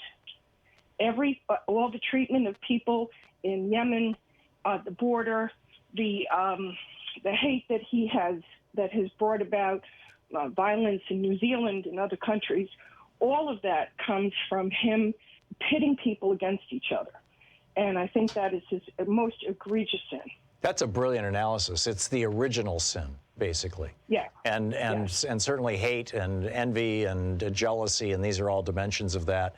How dare people have families that they care about, and they want to bring them into the United States, and you know, et cetera, and the desire to quote own the libs, you know, all this kind of stuff. Yeah, I'm with you, Colleen. That's a good one. Thank you. And that man from Brooklyn, I grew up in Queens, and I grew up not too far from Donald Trump, and I'm probably only a dozen years younger than him. And nobody in Queens trusted the Trump family. I'm sure most of Queens was shocked when he became president because we knew him. We knew his father. We knew the family. Nobody in Queens wanted to do business with these people. Remarkable. Remarkable. Colleen, thank you for sharing that. And thanks for your insights. Lem in Silva, North Carolina. Hey, Lem, your thoughts? Okay, that's Len, not Lem. Oh, Len, I'm sorry. Thank you. Yeah, that's okay, Tom. I just wanted to comment that I think that the tax plan went the wrong way. What they should have done was raise the taxes of everybody that makes this huge amount of money to where those who don't. Then we wouldn't have any problems paying for any of the programs that are being put forward by the progressives. It's just a simple matter, and they wouldn't even need to go that high. And the people who on Wall Street who got that $81 million, I'm wondering how much any of them are paying in taxes. Yeah, it was billion, by the way, and Billions, they're probably all getting it through S corp or LLC pass-throughs, and so they're paying a maximum 21% income tax. Yeah, it's pretty breathtaking. Len, thanks a lot for the call. Bill in Knifley, Kentucky. Am I saying that right, Bill? No, it's Knifley. Knifley. Okay, what's up? Yeah, we've spoke before. I just turned the tube on. I've been busy today. And you mentioned something about you wanted to talk about health care. Yeah. Well, I retired about 2.5 years ago, and before that, I was on. I worked for the state of Kentucky, and I had, the public health care system, and I was self-insured and all that. But when I retired, being a vet, I decided, well, I'm going to deal with socialized medicine, and I've had nothing but good things to say about them. So you're getting all your health care now through the VA? Through all my health care is through the VA right now. In fact, I'm undergoing chemo right now, and everything's okay. But my copay is only, and I'm not retired. I mean, I'm not retired military, wasn't injured. So I did my 4 years and got out, and my copay is only $50 a month. I mean, $50 a session. Wow. So this is fantastic because cancer treatment, I understand, is thousands and thousands of dollars. So this works out really good for me, and I don't understand why. I mean, I understand. I really do. Why the Republicans are, but Medicare for all is what we should be doing. Yeah, amen. Yeah, you are using the one healthcare system in the United States that actually is British-style socialized medicine, where the government owns the hospitals, owns the doctors' offices, and hires the doctors and nurses and everybody else as government employees. And that's the Veterans Administration, and it has the highest rating of all the healthcare systems in the United States consistently by the people who use it. Number 2 is Medicare. Number 1 is the VA. So spot on, Bill. Thanks for sharing your story with us. And actually, one more thing. I lost it. Never mind. That's okay. That's okay. All right. Thanks a lot, Bill. And thanks for calling from Knifley, Kentucky. I appreciate the call and appreciate your story. I mean, people who have used single-payer health care, it's amazing how, people pass 65 and they go on Medicare and suddenly they're like, hey, this is pretty good stuff. And it's pretty cheap. And what was I whining about all those years? Oh, yeah, I was repeating the talking points that were coming from the lobbyists for the health insurance industry. I guess I was a dummy. We'll be right back. You're listening to Thom Hartmann. Visit ThomHartmann.com for audio and video archives. How long do you think it's going to take for Americans to wake up and figure out that the rest of the world knows how to do something that we could easily do?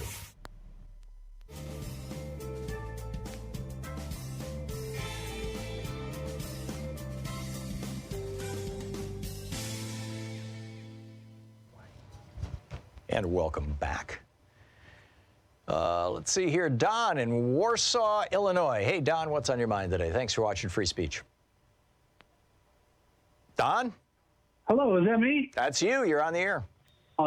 Thank you. I'm actually in Troy, Missouri. But listen, the reason I called is because I wanted to mention that what I think we need to, all of these problems that you bring up and that you so eloquently deal with and help us out with, I'm so thankful for. But you also are giving us a voice, and what needs to be heard is that we need to have the Constitutional Convention. As I understand it, there's 24 states have ratified for a Constitutional Convention, and I believe that's what we need to have happen. Well, the Koch brothers agree with you, Don. They've been pushing for a constitutional convention for a decade now, and they're up to they're only short 2 states, and and they want to rewrite the Constitution to basically enshrine corporate personhood and the rights of property at the top of the constitutional pecking order. I'm very wary of a constitutional convention as long as Citizens United is in place, because it will be captured immediately by the very richest people. Exactly. We need to keep politicians out of it because they're You can't do that. being pushed by the corporations. But you can't do that, Don. Out of government. You can't do that. You're not going to be able to get the wealthy and the powerful out of a constitutional convention. I'm telling you, a constitutional convention should be the last thing you want. You might want a constitutional amendment that says that money is not speech and corporations are not people. All in favor of that, and that's done through Article 5 as well, or can be done through Article 5 as well. But to have an actual convention where you open up the entire Constitution to tinkering, that is the wet dream of the Koch brothers. Don, thanks for the call. Steve in Albuquerque, New Mexico. Hey, Steve, what's up? Steve on YouTube? Hi, Tom. I just wanted to comment on a lot of people that are interviewed when they're asking Republicans why they voted for Trump will always say things like, hey, he's such a successful man. He knows everything about business. And the nice thing about it is he's willing to sacrifice all of that for us. Right. And I'm thinking they need to read Rick Wilson's book, Everything Trump Touches Dies. He has not been successful in hardly any of his businesses. And as a matter of fact, I think the Forbes came out with an article last month saying they don't even think he's worth $1 billion. That's correct. In fact, he's probably in debt to the tune of hundreds of millions, if not billions of dollars, And for years he's used his name in partnerships, but he doesn't own anything. It's all in partnerships tied up with 2 or 3 other investors, and he just provides his name. Yeah, well, he owns a couple of buildings, but the vast majority of what's going on with the word Trump on it are, essentially, what do you call it, licensing agreements. My last comment is, in the 90s when his casinos were all going bankrupt, before that he was caught money laundering. Remember that?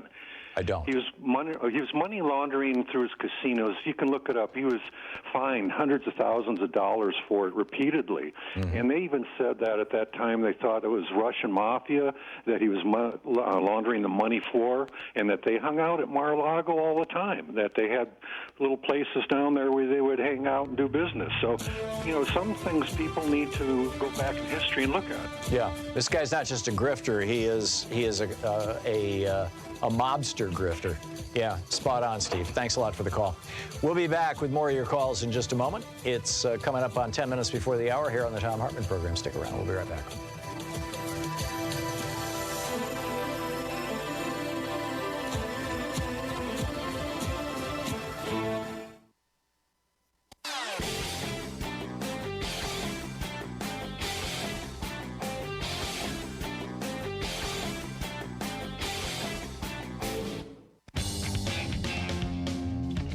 Welcome back. Randy in Ottawa, Iowa. Hey, Randy, what's on your mind today? Hey, Tom, how are you today? Good. It's a pleasure to listen to you. You've got a lot of intelligent callers. Thank you.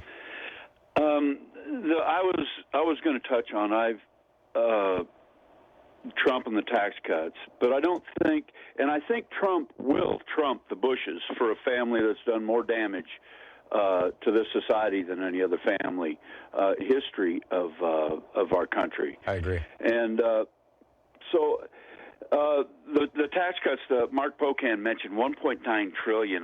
Did you catch where that came from? Yeah, I read it in the Washington Post this morning. The total cost of the GOP tax bill over a decade is going to be $1.9 trillion. Most of that took place in the first 2 years, $1.5 trillion. Okay, so that's what they've bled out of the economy. That's correct. They've taken assets out of the economy. Well, that's could I mention? They would characterize it differently, but yeah.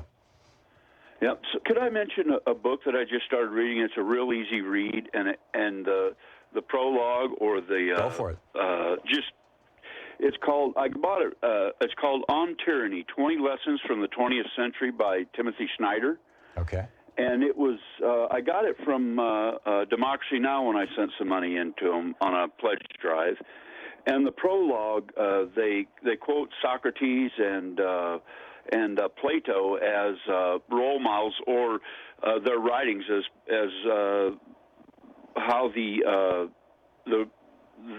forefathers wrote the Constitution. They considered their writings, and it's just a simple read and a great book. Yes, we have that book here, and we did it as one of our book reports that people on the nonprofit side here at the top and bottom of the hour, while our for-profit stations are in commercial breaks. So. Very cool. Yeah, and you can find it on YouTube as well. Nate reminds me over on our YouTube channel, youtube.com/Thom Hartmann. So you can check it out. Thank you so much, sir. Thank you, Randy. Good talking with you. Sherry in Holbrook, New York. Hey, Sherry, what's up? Hey, thanks for taking my call, Tom. My pleasure. So thank you. I have a few things to talk about. One would be the fact that a caller had mentioned that Donald Trump is the biggest problem in our country. I feel that he is a symptom of the larger problem, which is that we have become more and more of a corporate plutocracy, that basically big corporations are calling the shots in everything. And I have stopped listening to mainstream media. I do research. I listen to podcasts from independent sources where I feel I'm getting the truth, or at least unbiased facts that are not meant to propagandize the corporate interests. The second thing is that I'm a nurse. I am a retired nurse. I graduated nursing school in 1973, in the year of the dinosaur. And when I started working in long-term care, for instance, I would see that I started seeing the changes that the health insurance companies were making to increase their profits when one of my patients would get an infection, and the culture and sensitivity report would come back indicating what antibiotics would be best used to treat the infection, even though a physician may feel that a certain antibiotic would be more effective, they were instructed to order the cheaper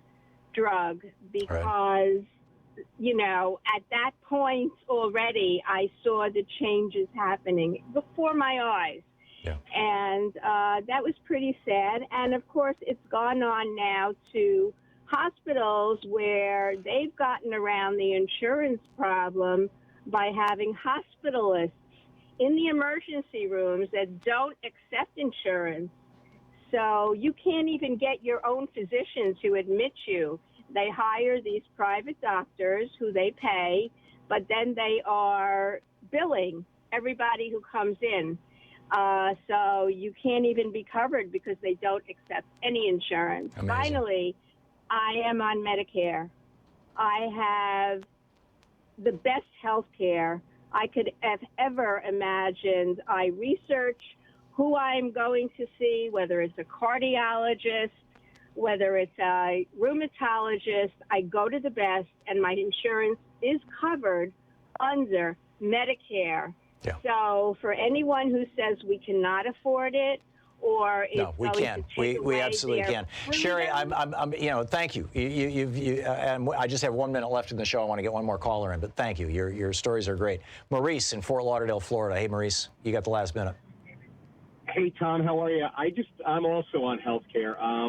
I've had You mean on Medicare? Compare our no. I just lost my father, but he was on Medicare with a supplemental, $353 a month. My in-laws are in the south of France. They work at the UN. My mother-in-law got breast cancer. They totally took care of her, Tom. They drove her to the doctor. They provided her transportation. They made sure she had food in the house. It's the most unbelievable care. We're thinking about retiring there. $56 a month as U.S. citizens. Wow. We have it. That's the cost of the French healthcare system, $56 a month? That's amazing. To an outside person. Yeah. That's even cheaper for French people, for French citizens then.